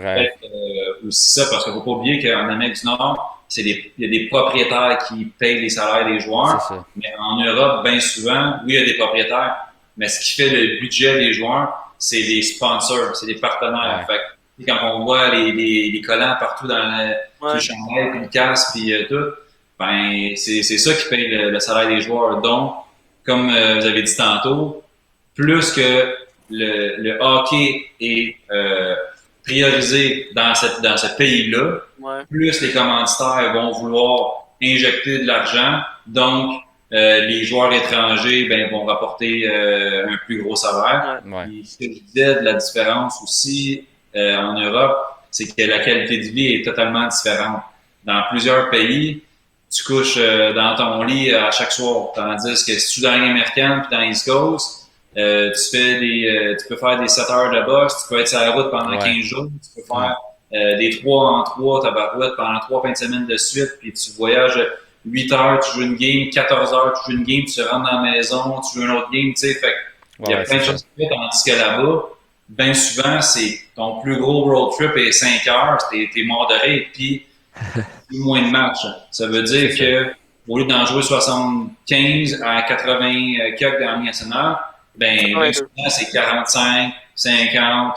Fait que, tu sais, c'est plus espacé. Tu joues des fois juste le mardi puis le samedi, puis ça roule de même, tu sais. Fait que, la qualité de vie est incroyable et ça coûte pas cher. Ça coûte quasiment rien de voyager un coup que tu es sur le territoire en Europe. Fait que, ça aussi, c'est ce qui est intéressant. Tu sais, moi, quand j'ai joué en France, j'ai pogné un billet d'avion pour ma famille de Paris jusqu'à Rome. Aller-retour, le billet d'avion, ça nous a coûté 150 pièces. C'est ça. Ici, à 150 pièces, tu ne te ramènes pas à Québec. Mais Vas-y, Dan. Non, vas-y, Marquis. OK, c'est une petite question de même, là. Tu sais, quand tu parles du style de jeu en Europe, plus offensif, moins physique, pas dump and chase, pas rien. Ça veut dire qu'un Mété pourrait être un défenseur numéro 1 quasiment, là. Oui, dans certaines ligues, tu sais, il peut être un défenseur numéro 1, mais il faut pas oublier que selon les ligues, tu as le droit à un nombre maximum de joueurs étrangers. Donc, mettons, en Suisse, c'est ultra rapide, puis comme exemple, comme un Mark Barberio, qui est un de mes chums, puis que vous connaissez les gens de Montréal, il a joué en Suisse. Mais en Suisse, tu as le droit à 4 étrangers par équipe. Tu sais, comme des David Desharnais. Genre des Charles Hudon. Tu sais, Charles Hudon, Corey Conacher. Fait que tu sais, il faut que tu sois là. Tandis que, mettons, dans un pays où en Allemagne, là, c'est un petit peu plus style nord-américain parce que tu as le droit à une limite tu as le droit à 9 habillés, mais tu as le droit à 11 au total. Fait que, tu sais, quasiment la moitié de la chambre qui ont joué en Amérique du Nord. Fait que c'est sûr que le style va différer là, selon la vie.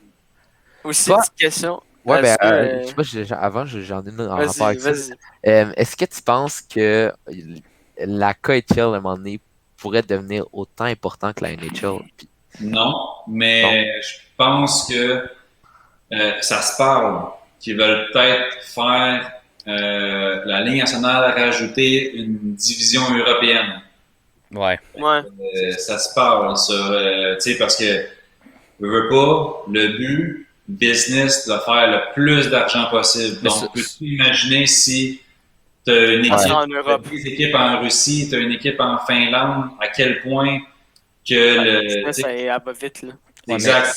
Dans les dernières choses, les joueurs aussi, c'est sûr qu'il y a beaucoup de voyagements, mais les joueurs, là, ils ont une grosse dette à payer là, avec ce qui s'est passé avec la COVID, puis le partage des revenus, puis tout, là, il faut qu'ils en doivent. Fait que le plus de revenus possible qu'ils font, le moins qu'ils donnent sur le chèque de paye. Mais j'avais vu aussi à propos de ça, là, l'expansion de la NHL en Europe.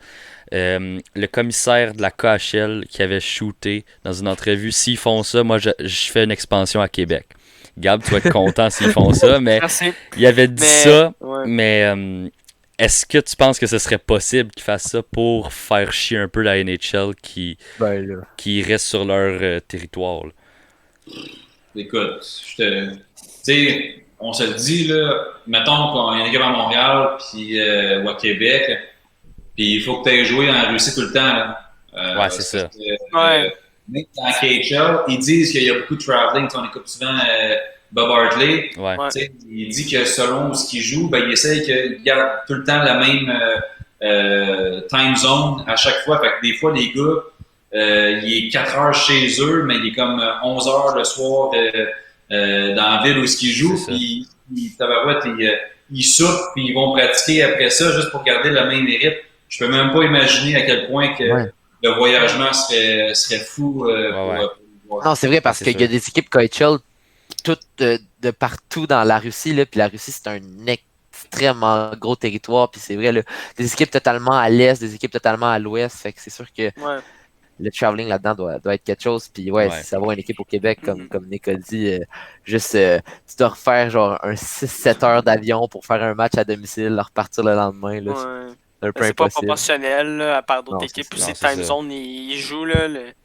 C'est dur, mais je sais, mettons là, les risques d'avion, oui, il y a toujours un risque, puis il y a des vols, il y a 200 vols par jour qui s'en vont en Europe, puis sauf qu'en même temps, quand tu es une équipe qui reste tout le temps sur un continent avec, mettons, l'Amérique du Nord puis les États-Unis, il y a quelque chose en avion, il y a une piste d'atterrissage à quelque part. Là, il y a quelque chose en avion, il y a de l'eau, là.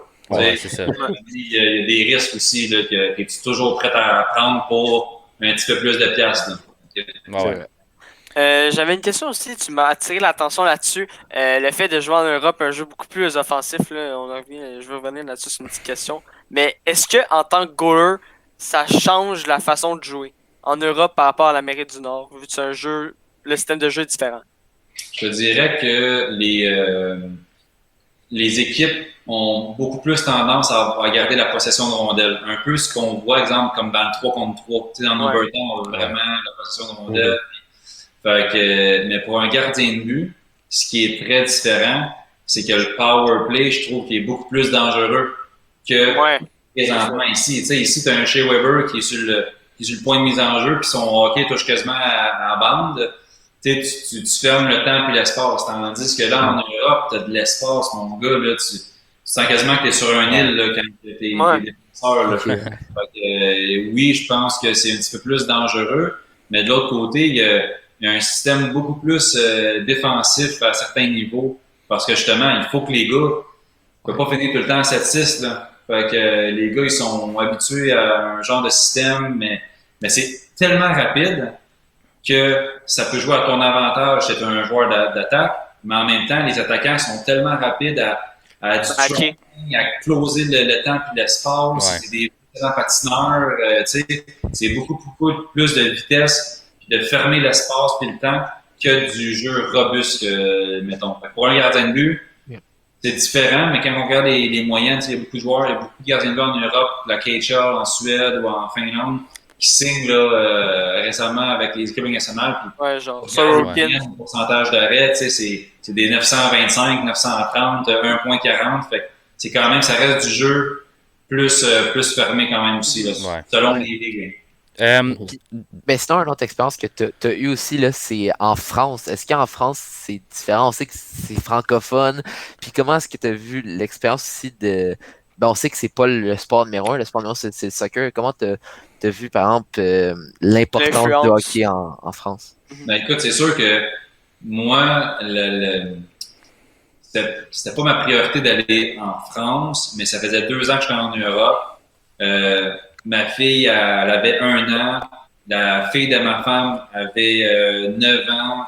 ça faisait 2-3 ans justement qu'elle faisait l'école à distance au Québec. C'était juste le temps pour nous autres qu'elle puisse aller à une école normale, qu'elle puisse comprendre le langage.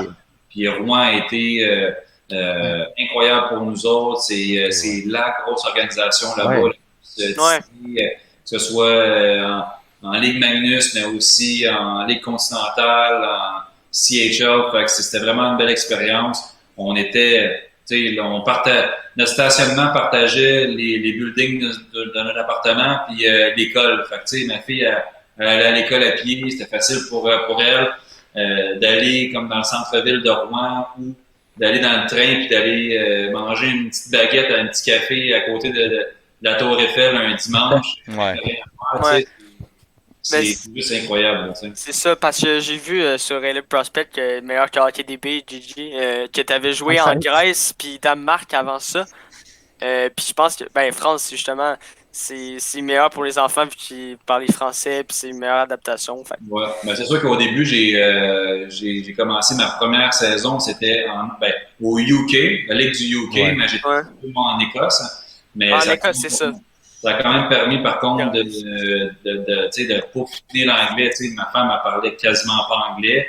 Là, elle est parfaitement bilingue. Sa fille, elle avait 6 ans. Au début, on essayait de faire l'école à distance. Oublie ça, mon gars. C'était.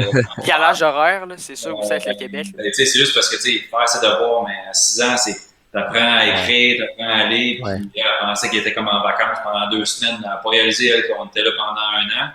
Fait que, puis on l'a rentré à l'école anglaise, puis en 3 mois, elle était devenue complètement bilingue. Au Danemark, on a fait exactement la même chose, l'école en danois, dans une classe internationale, où ce qu'elle apprenait le danois, mais l'anglais, puis des maths, puis tout.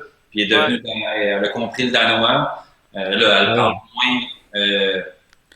C'est plus difficile pour elle parce qu'elle n'a pas personne avec qui parler danois. Mais l'anglais est parfaitement bilingue, elle a des 90-95, fait que tu sais, c'est quasiment comme un cadeau qu'on lui a donné, mais la France a juste fait une belle.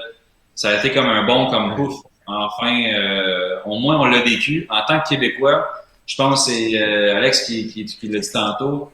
C'est un événement autant qu'un Québécois veut vivre au moins l'expérience en France. Je pense que, mettons, un Américain veut toujours voir ce qui se passe en Angleterre. Je pense que de vivre 1 an là, j'ai été vraiment content de le faire, avec dans une très très bonne organisation, puis ma famille a bien aimé ça, puis j'ai adoré mon expérience. Mais c'est ça, comme tu as dit, Rouen, assurément l'organisation avec la plus grande histoire de France, là, puis on sait que les partisans à Rouen, c'est quelque chose, je vois des vidéos parfois, puis c'est déchaîné dans ces foules-là, pareil. Ouais, c'est ça, mais tu sais, tantôt tu parlais comme, c'est pas le sport premier, mais comme dans tout sport, quand tu as des fans, c'est son fanbase, là, il est là, puis c'était des tailgates avant les games, tu sais, les games là-bas, c'était à 8h le soir. C'est pas comme ici à 7h, 7h30, c'est 8h, des fois 8h30, parce que les Français travaillent tard, des fois à 6h, fait que ils mangent des fois à 7h, fait que le temps que le monde rentre dans l'aréna, puis fait que, mais tu sais, à chaque, il y avait peut-être un amphithéâtre de 4000, 4500, puis c'était plein, sold out à chaque soir avec les tambours, les drapeaux, mais t'avais de la misère à t'entendre parler. Fait que, tu sais, entre ça ou une place, mettons, je sais pas, moi, la place Belle ou Rocket, même s'il y a 8000, mais que t'entends le monde manger le chip, maintenant, c'est parce que c'est pas la même expérience. Ouais, ben c'est ça, peut-être aussi en Amérique du Nord, le hockey, puis différents sports, peut-être qu'on est un peu plus calme qu'en France dans les estrades. Là, aussi la NHL, là, dès que le jeu commence, tout le monde arrête de crier, puis tu regardes le jeu, puis de ce que j'ai vu en France, c'est tout le long, comme tu as dit, les drapeaux, les tambours. Ouais, peu importe si tu gagnes ou tu perds, tu sais, c'est ça qui est fou, ça n'arrête pas là, jusqu'à la fin. Pour eux autres, c'est un happening, tu sais, c'est plus qu'un divertissement. Une religion, sur une culture. Puis, je pense que tu peux voir un peu plus, un peu comme le CF Montréal. Tu sais, les partisans, quand tu vas là, c'est vraiment, c'est vraiment comme la même. Je suis allé, puis. C'est quand même. C'est vraiment une grosse ambiance. Je suis allé, puis honnêtement, tu sais, c'est pas le sport premier à Montréal, on va se dire, puis c'est une grosse ambiance. C'est pas nécessairement plein, mais c'est une bonne expérience. Puis je suis sûr qu'en France, ça devait être la même affaire. Puis Moi aussi, j'étais là avec mon oncle, puis lui, il était pas prêt à ça. Il savait pas qu'il y avait une partie, partisan fou. Il a pris une place là-dedans, là. Puis lui, il voulait être calme, puis il y avait tout le monde qui shakeait par-dessus. C'est une belle expérience aussi. Dernière question avant que tu nous racontes des anecdotes. Selon toi, c'est quelle équipe qui est la plus propice pour gagner la Coupe Stanley cette année? Ben écoute, moi c'est sûr que j'ai été 3 ans dans l'organisation du Lightning à Tampa Bay. Tous les gars qui jouent là, j'ai tout compétitionné avec eux autres, j'ai tout fait le camp d'entraînement. J'ai des chums qui sont là, Yannick Gourde, Matt Joseph, Daniel Walcott, mon grand chum qui est le coach des gardiens de but depuis les dernières années, France, Julien Brisebois, j'ai des grandes appréciations pour eux autres. Ouais. C'est sûr que mon cœur est avec eux autres. Je pense que Vasilevski, malheureusement, n'a peut-être pas la reconnaissance qu'il devrait avoir. Parce que ce gars-là, les boys, c'est une machine. Machine d'hockey. C'est incroyable. Oui, il y a un powerhouse, mais mêlé en quelque part d'autre. Il va performer quand même. Il va faire beaucoup plus de surprises que le monde pense.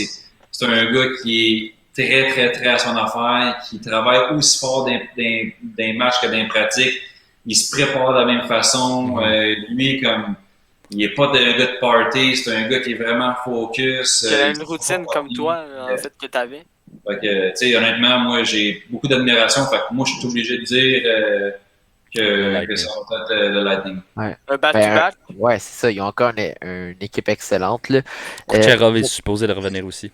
Stamkos aussi. Ça ferait un grand bien aussi. Oui. Mais puis si nous aussi on peut dire un peu ce qu'on pense, c'est sûr que Tampa Bay, ça reste qu'il y a encore cette année excellente équipe. Ouais. Yzerman et Brisebois ont fait une très bonne job pour concocter ce pack-là de joueurs là, ouais. Puis aussi moi j'irais pour un Avalanche avec tous les gros joueurs qu'ils ont. Rantanen joue extrêmement bien cette année. Lui aussi, il manque de reconnaissance, là, Rantanen, avec Colorado. C'est sûr que, tu sais, aussi, on a une équipe de l'Est, fait qu'on entend moins parler de ces joueurs-là en Ouest qui sont en train de défoncer ça. McKinnon, c'est un des meilleurs joueurs de la nationale, fait que moi, j'irais pour un Avalanche. Ouais. Puis j'avais collé que l'Avalanche allait gagner le trophée des présidents. Je pense que j'ai eu la bonne prédiction, mais aussi j'irais avec l'Avalanche puis le Lightning, c'est pas mal mes deux favoris cette année pour gagner la coupe parce que l'Avalanche n'avait pas vraiment l'expérience qu'il avait, puis là l'année passée c'est quand même allé en deuxième ronde, ça les a aidés, puis Lightning ont encore plus d'expérience qu'il avait, gagner la coupe. Fait que je pense que c'est les deux équipes les plus propices à gagner. Pour ma part, moi je vais y aller avec un Wild du Minnesota avec notre bonne vieille recrue Kirill. Sinon, les Golden Knights pourraient se reprendre. Là. Ils ont quand même une très très bonne équipe. La division Ouest, ça va être fun à voir. Vraiment. L'Est aussi. Ce qui est fun avec la division de l'Est, première ronde, là, c'est toutes des contenders. C'est exactement. Écoute, ça va être débile, ça, avec les Hurricanes, tous les Caps qui sont là. Ils ont tous essayé jusqu'à la fin d'avoir l'avantage de la glace. Puis, c'est le fun, mais c'est malheureux en même temps que deux grosses équipes comme le Lightning et Floride se rencontrent en première ronde quand, mettons, tu aurais fait une division Est puis que le Lightning ou que les Hurricanes auraient pu rencontrer, mettons, Montréal puis qu'ils les auraient mangés. Fait que c'est...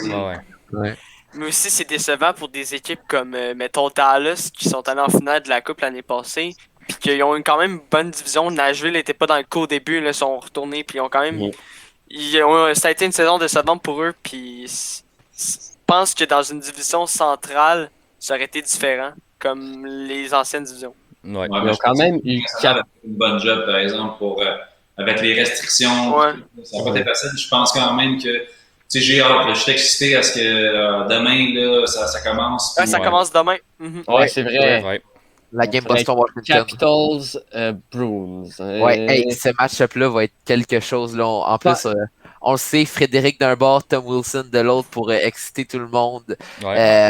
Puis vraiment, l'équipe qui va gagner entre celle-là, elle va se rendre au moins en demi-finale. Selon vous, c'est qui va gagner entre les deux? Je dirais pour Boston parce que je peux pas aller pour Wilson. Je l'aime tellement pas.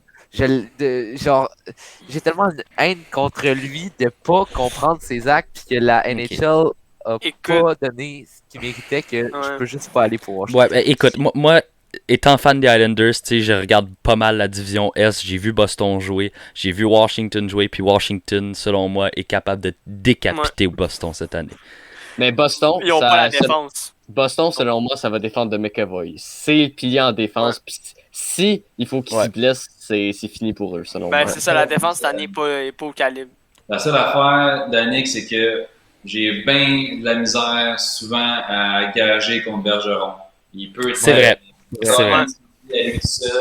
Des fois, quand Tuca il est bien hot, ou s'il l'est pas, des fois, Alak peut l'être, comme on le sait, qu'il l'a fait déjà avec Montréal. Ils ont aussi Jeremy Swayman, cette année, le jeune. Il est hot au bout, ce gars-là. Mais le problème aussi avec les Capitals, c'est que ils ont 2 goalers quand même recrues, qui n'ont pas l'expérience de ces...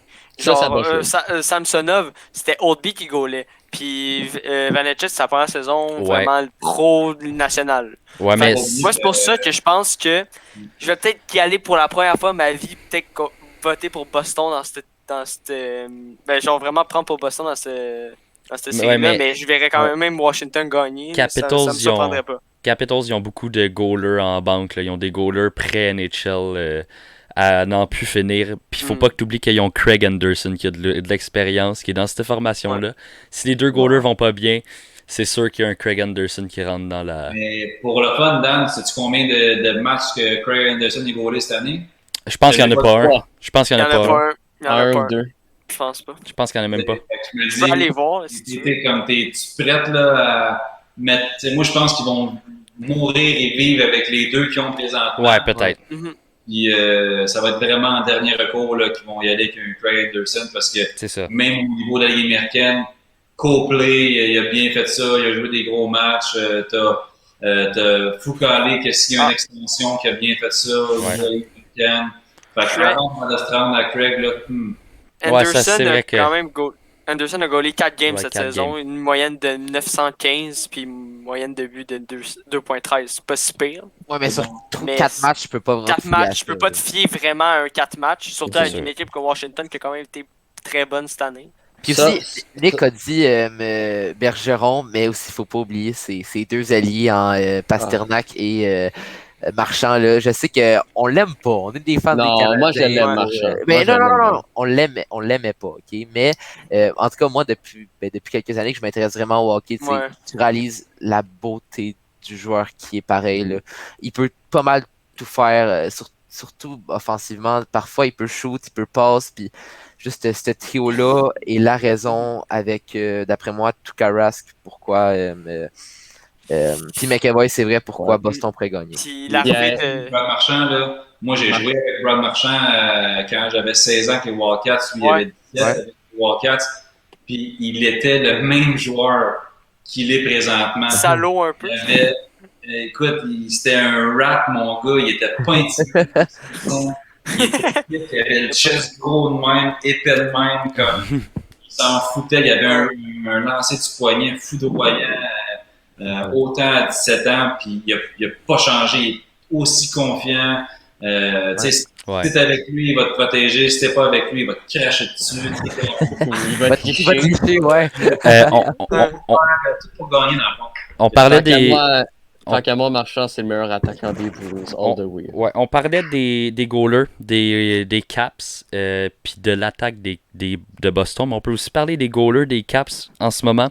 Il y a 5 minutes, je viens de recevoir une notification. Ilya Samsonov, premier goaler des Capitals, est placé sur le COVID protocol. Oh, ouch. Et Evgeny Kuznetsov, même chose. Wow. Ben ça va peut-être donner un avantage... Je sais pas pourquoi, mais on dirait que Washington aime ça mettre les Russes sur le COVID protocol cette année. Mais, tu sais, aussi l'arrivée de Taylor Hall, ça peut peut-être changer quoi à Boston? Ouais, il joue très bien. Un trio là, avec Reggie, ça fait quand même très bien. Par contre, en série, le jeu est plus fermé puis tout, les Spurs de même ont tendance à moins produire. Ben, on va voir cette année, ça va peut-être changer. La saison COVID, on peut quasiment rien prédire, fait que je veux pas surtout que c'est les séries et tout peut arriver. Ouais, c'est ça. Ce qui va être intéressant, moi, ce que j'ai hâte d'écouter les séries, pas nécessairement au Canada, je vais aimer ça écouter le Canadien, mon sentiment ici, mais ce que j'aime aux États-Unis, c'est qu'il y a du monde, le feeling il y a du monde dans les estrades. Ça va être le fun, là, tu sais. Ouais, vraiment. Nick. C'est un autre match-up qui va être intéressant avant, là. Puis t'en as parlé un peu. Tampa Bay Panthers, la bataille de la Floride. En première ronde, ces deux équipes-là se rencontrent, comme tu as dit. Tampa Bay, il jouait contre Montréal, il les défoncerait. Mais là, contre Panthers, d'un côté, on a du Verhaeghe, du Duclair qui ont trouvé leur place. Puis d'autre côté, on a des superstars comme Nikita Kucherov, puis Stamkos, puis aussi des superstars du côté des Panthers quand on parle de Barkov, Huberdeau, ça va être extrêmement intéressant ce match-là. Puis aussi, je pense que c'est la première fois que les deux équipes s'affrontent en séries éliminatoires. Ça va être intéressant de voir la série. Tu sais, c'est la bataille de la Floride, ça s'est jamais vu en série. J'ai hâte de voir ce que ça va donner. Les Panthers n'ont pas gagné une série depuis 96, si je ne m'abuse. Ben, depuis qu'ils sont allés en finale de la Coupe contre l'Avalanche, ils ont perdu. Ouais. Il y avait touché le trophée là, des gagnants de l'Est. C'est sûr que. Ben, attention, Lightning aussi, ils l'ont apporté l'année passée. Ils l'ont apporté dans un sort. C'est sûr qu'il y aura. Les deux goalers russes vont être extrêmement importants pour chacune de leur équipe. On sait Vasilevski, comme on a parlé, la job qu'il fait, incroyable. Il est très constant pareil. Puis, de l'autre côté, on a Bobrovsky qui a de la misère, mais est-ce qu'il peut venir fort en série? Il y a un point là-dessus, Gigi. Bobrovsky, selon le journaliste, je sais plus qui, là, Woj quelque chose qui, là, l'insider de la Floride, dans le fond, là. Ce serait pas Bobrovsky le partant pour la Floride dans les séries, ce serait Chris Driedger, puis le deuxième gardien, le deuxième gardien de but alternerait entre Spencer Knight puis Sergei Bobrovsky. Fait qu'ils vont pas donner la chance à Bobrovsky de changer sa... Ça, c'est selon ce que lui a entendu. Moi, je suis pas surpris parce que la personne qui les a emmenés où ils sont présentement, c'est Driedger. Il faut que tu y ailles avec le goaler qui t'a emmené là et qui a de l'expérience. Exact. Spencer Knight, pas beaucoup d'expérience, mais il a très bien fait depuis qu'ils sont entrés dans la Ligue nationale. Pas passé quasiment une minute dans la Ligue américaine, il a été directement d'universitaire à la Ligue nationale. Puis de l'autre côté, tu as Bobrovsky que tu sais qu'il peut te voler une série. Il l'a fait à Columbus avec le Lightning en 4. Il a volé complètement la série. Contre le Lightning, justement. Je pense que dans un 4 de 7, tu as un peu plus de liberté à dire, OK, bon, mais si on s'envarge la première, puis si on s'envarge la deuxième game, ben là, la troisième, peut-être j'insère Bobrovsky, va peut-être me voler un match, puis je peux revenir de même. Parce que de l'autre côté, oui, Vasilevski était très bon. Malheureusement, il n'a pas été bon en Floride. Il y a eu plein de difficultés à jouer là-bas. Depuis qu'il est arrivé là, on dirait que ça a balancé sa carrière du mauvais bord. Il avait connu des séries incroyables. Il avait sorti Tampa Bay en 4. Je ne m'attendais pas du tout. Mais il y avait l'équipe pour le faire. Puis on dirait depuis qu'il est arrivé là, on dirait que depuis qu'il a signé son contrat de 10 millions, c'est comme à côté sur un coussin. Puis c'est à mal aller. Je sais pas pourquoi. Je pense que tu sais, faut pas oublier que comme on regarde aussi des fois, c'est des systèmes de jeu qui peuvent parfois aider les gardiens de but. Tu sais, on a longtemps dit, Martin Brodeur, il a eu une excellente carrière, mais lui-même le dit. Tu sais, sans le système de jeu que New Jersey m'offrait pendant tellement d'années, j'aurais pas eu ces chiffres-là. J'aurais peut-être pas eu autant de succès. Et je pense qu'avec John Tortorella à Columbus, qui est un système beaucoup de col bleu travaillant, bloque des shots avec ta face s'il faut. Tu sais, je pense que ça peut aider les chiffres. De l'autre côté, tu as Floride où on pensait que c'était comme all about offense, puis all-star, puis whoop, là, au début, tu as 7 scoring chances, mais là, tu es rendu avec 13, mais c'est plus difficile là, d'essayer de garder ta moyenne en bas de 2, puis de ton pourcentage d'arrêt au 1920. Mais Bobrovsky, là, tu pourras dire ce que tu en penses, Nicolas, mais quand je le vois jouer, j'ai pas vu souvent jouer, mais pour le peu que j'ai vu, on dirait qu'il mord à la feinte, trop, on dirait. Je trouve. Ben, je pense qu'on dirait qu'un gardien de but, c'est 90% de confiance. Tu sais, il faut qu'il y ait une confiance, puis quand tu n'en as pas, t'essayes des choses, t'es plus nerveux, t'es moins patient, tu sais, Fait que je pense que ce que les Panthers ont créé comme un peu un comité de gardiens de but avec Roberto, Frank Allaire, Léo Lugo, puis tous les gardiens de but là, je pense qu'ils essaient d'instaurer un système puis de la plus de stabilité. Puis présentement, ben ça marche plus avec Gregor. Puis je pense que Sergei essaie de se trouver, mais je tiens quand même à dire que c'est un gars qui travaille extrêmement fort. Il est intense, puis ça reste quand même un des très très bons gardiens de but de la Ligue nationale. C'est ça, même durant les pratiques, ça reste que c'est pas un gars qui va prendre ça à la légère, puis il va faire le max qu'il peut pareil. Puis sinon, à parler de goaler, un goaler qui a moins bien allé cette année, mais qui est encore extrêmement jeune, puis toi, qu'est-ce que tu penses en tant que goaler qui joue dans la LGMQ, puis AHL professionnel aussi, mais comment tu penses c'est quoi qui se passe avec Carter Hart en ce moment? Ouf, tabarouette, je sais pas par où commencer, pauvre gars, c'est autant que on a vu son potentiel énorme l'année passée, on disait wow, il a quand même bien commencé, puis on dirait que mauvaise performance, il allait bien, 2-3 mauvaises performances, là, ça. Écoute, les roues, ils ont juste débarqué, puis t'en as des saisons de même où tu te dis, hey, tout passait à travers. Ben ouais, je l'avais dans le nombril, puis ça passait à travers pareil. Puis je pense que le système défensif, parfois, n'a pas aidé, mais il n'était pas capable d'aller chercher le gros save, ou il n'était pas capable, justement, de couper ce mauvais but-là de sa game. Puis mentalement, c'était tough. Puis je pense qu'il sentait beaucoup de pression aussi de Elliott, parce que lui, quand il embarquait, il allait quand même bien. Puis il s'est cherché tout le long parce qu'il y a tellement eu d'éloges envers lui qui se disait hey, prochain Carey Price, puis on goal comme Price, il est calme puis tout. Que malheureusement, il a pas su gérer cette pression-là ou il a pas su trouver la façon de sortir de ce torpeur-là. Puis malheureusement, il s'est creusé un trou qui était trop deep pour s'en sortir. Ouais. Est-ce que tu penses que c'est le temps de changer de coach et de laisser partir Alain Vigneault, non? Je pense quand même que c'est une très, très bonne tête de hockey. Je pense qu'ils n'ont pas été chanceux avec les COVID. Tu sais, des fois, là, quand dans une année normale, techniquement, tu joues peut-être 3 games par semaine, puis là, à cause que tu as eu le COVID 10 jours, ben tu restes dans ta chambre ou tu restes chez vous pendant 10 jours. Il faut que toute ta famille se fasse tester. Il faut que tu dises à tes enfants qu'ils n'ont pas le droit à l'école. Il faut que tu dises, tu sais, comme c'est demandant, puis ils ont eu, je pense, 2 épisodes, parce que l'équipe a été quasiment en break longtemps. Il faut que tu reprennes des games.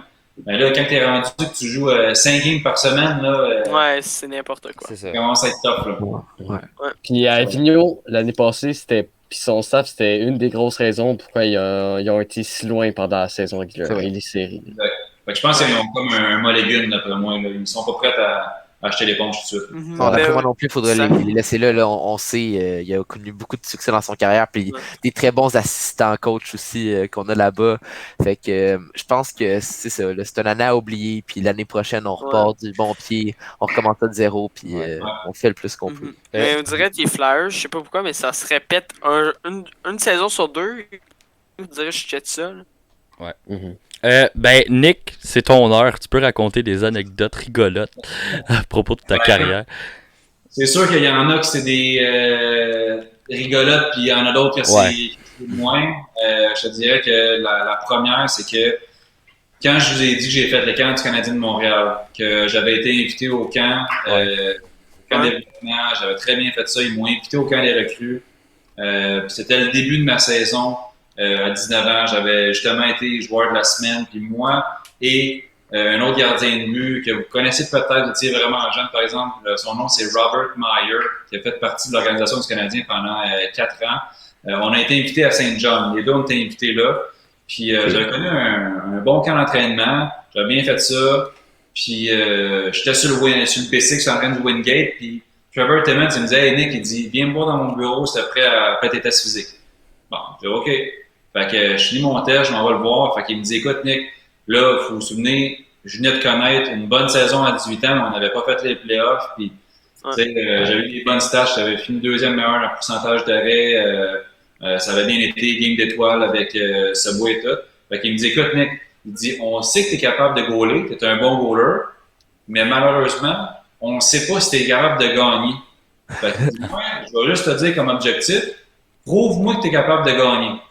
Fait que là, moi, je dis, OK, man, parfait, je vais te le prouver, merci. Mais dans ma tête, les boys, je savais pas là, que je venais juste de me faire libérer par le Canadien, puis que j'étais comme, hey, dans l'organisation du Canadien, je vais travailler fort, puis ils vont m'offrir un contrat plus tard.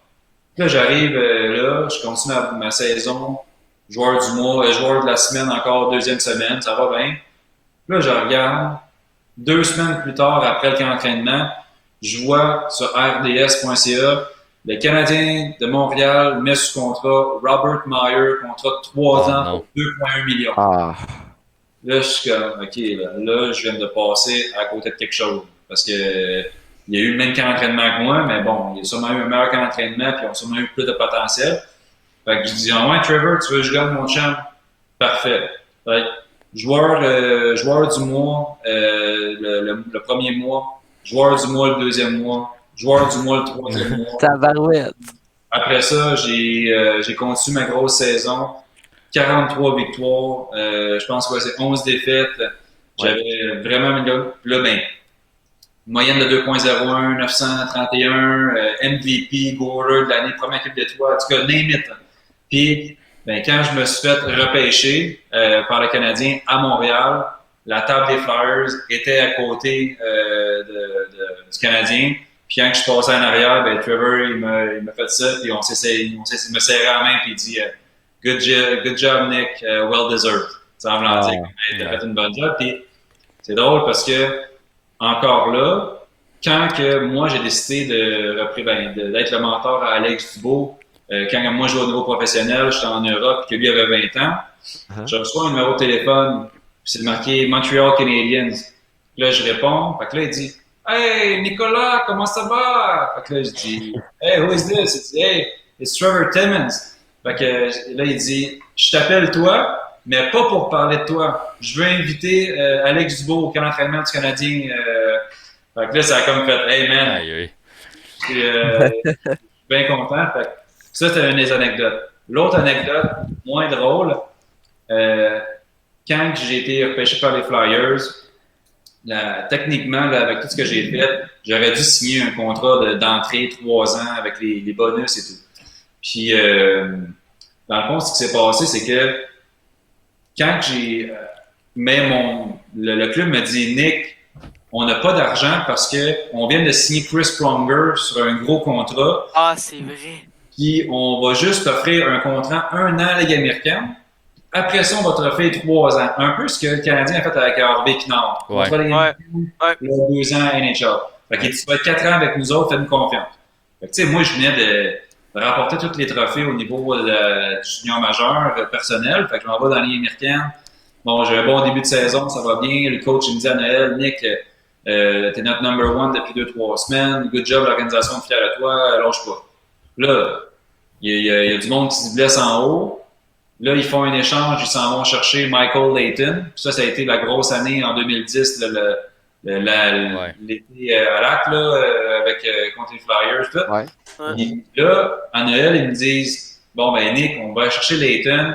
Puis on avait Mike Dunham dans le temps. Fait il dit on va te renvoyer au niveau du junior parce que t'as rien gagné encore. On sait que t'as gagné des trophées, mais on sait pas si t'as gagné les championnats. Fait que là, je me disais, t'as-tu parlé à Trevor Timmons, là, toi, MC? Fait que là, je redescends en bas à Noël. On échange pour plusieurs joueurs. On emmène Nicolas Deschamps, Gabriel Bourque, Marvel est là, David Savard est là, Brandon Gormley. Fait qu'on avait vraiment une bonne équipe de hockey. Puis justement, quand on gagne la 3e ronde contre Drummondville, je jouais contre Gabriel Dumont, Sean Couturier, Chris DiDomenico, Jake Allen, le gardien de but. Fait que des bons joueurs de hockey. Puis on remporte la série en 5, 4-1. Puis moi, j'étais à Drummondville, j'étais avec mes parents. Mon agent vient me voir et il me dit Hey Nick, je viens d'avoir un appel là, des Flyers, puis ils viennent de me dire si ton kid il remporte la Coupe du Président, on lui donne 3 ans pour un bonus de 250 000. Fait que là, je me dis, hey, j'imaginais quel BMW noir, blanc. Fait que là, Qu'est-ce qu'on faire? Et finalement, on joue la Coupe du Président contre les Saint John de Sea Dogs. Ça a été la première finale de la Coupe du Président complètement des Maritimes du Nouveau-Brunswick qui jouait. Là, dans le temps, Jonathan Huberdeau, Mike Hoffman, Simon Després. C'est un beau lieu, me semble. Ouais. Fait qu'on avait une grosse, fait que ça a été une grosse équipe. On a remporté la série en 6. Coupe du président à la maison, mon gars. Quand je vais à la coupe, je me dis, hey, là, c'est vrai, là, le contrat arrive dans pas long. Fait que là, mais j'avais mal roulé la coupe Memorial. J'étais bien malade. J'étais empoisonné. Puis, ça aussi, c'est une autre anecdote dans l'anecdote, mais je donnais au sol à ma pension, moi. Puis, ça faisait dans la troisième ronde de playoff, là, je commençais à fatiguer, à être craqué. Je me dis, bon, ça doit être le workload là, qui commence à s'accumuler. Je gagne. Là, je commençais à être fatigué, des maux de tête, tabarouette, mais là, on s'en va à Regina pour jouer à Brandon, jouer la Coupe Memorial. Puis après la première game contre Calgary, on jouait, ça c'était contre le goaler Martin Jones, qui est national. Fait là, on a perdu la game 5-4, mais après ça, là, j'étais incapable de sortir de mon lit. J'avais perdu 15 livres.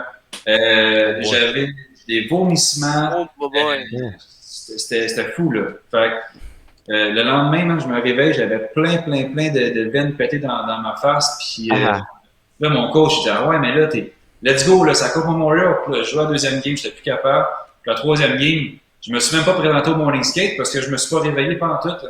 Fait que finalement, j'ai pas joué la troisième game. On a perdu contre les Spitfire de Windsor avec Taylor Hall, Grubauer, Ryan Ellis. Il était plutôt stack, les équipes à Coupe Memorial. Des gros clubs. Des gros joueurs. Donc là, mon agent me dit, Nick, les Flyers veulent voir au camp de développement ce que tu es capable de faire parce qu'ils se disent, vu que tu étais malade, whatever.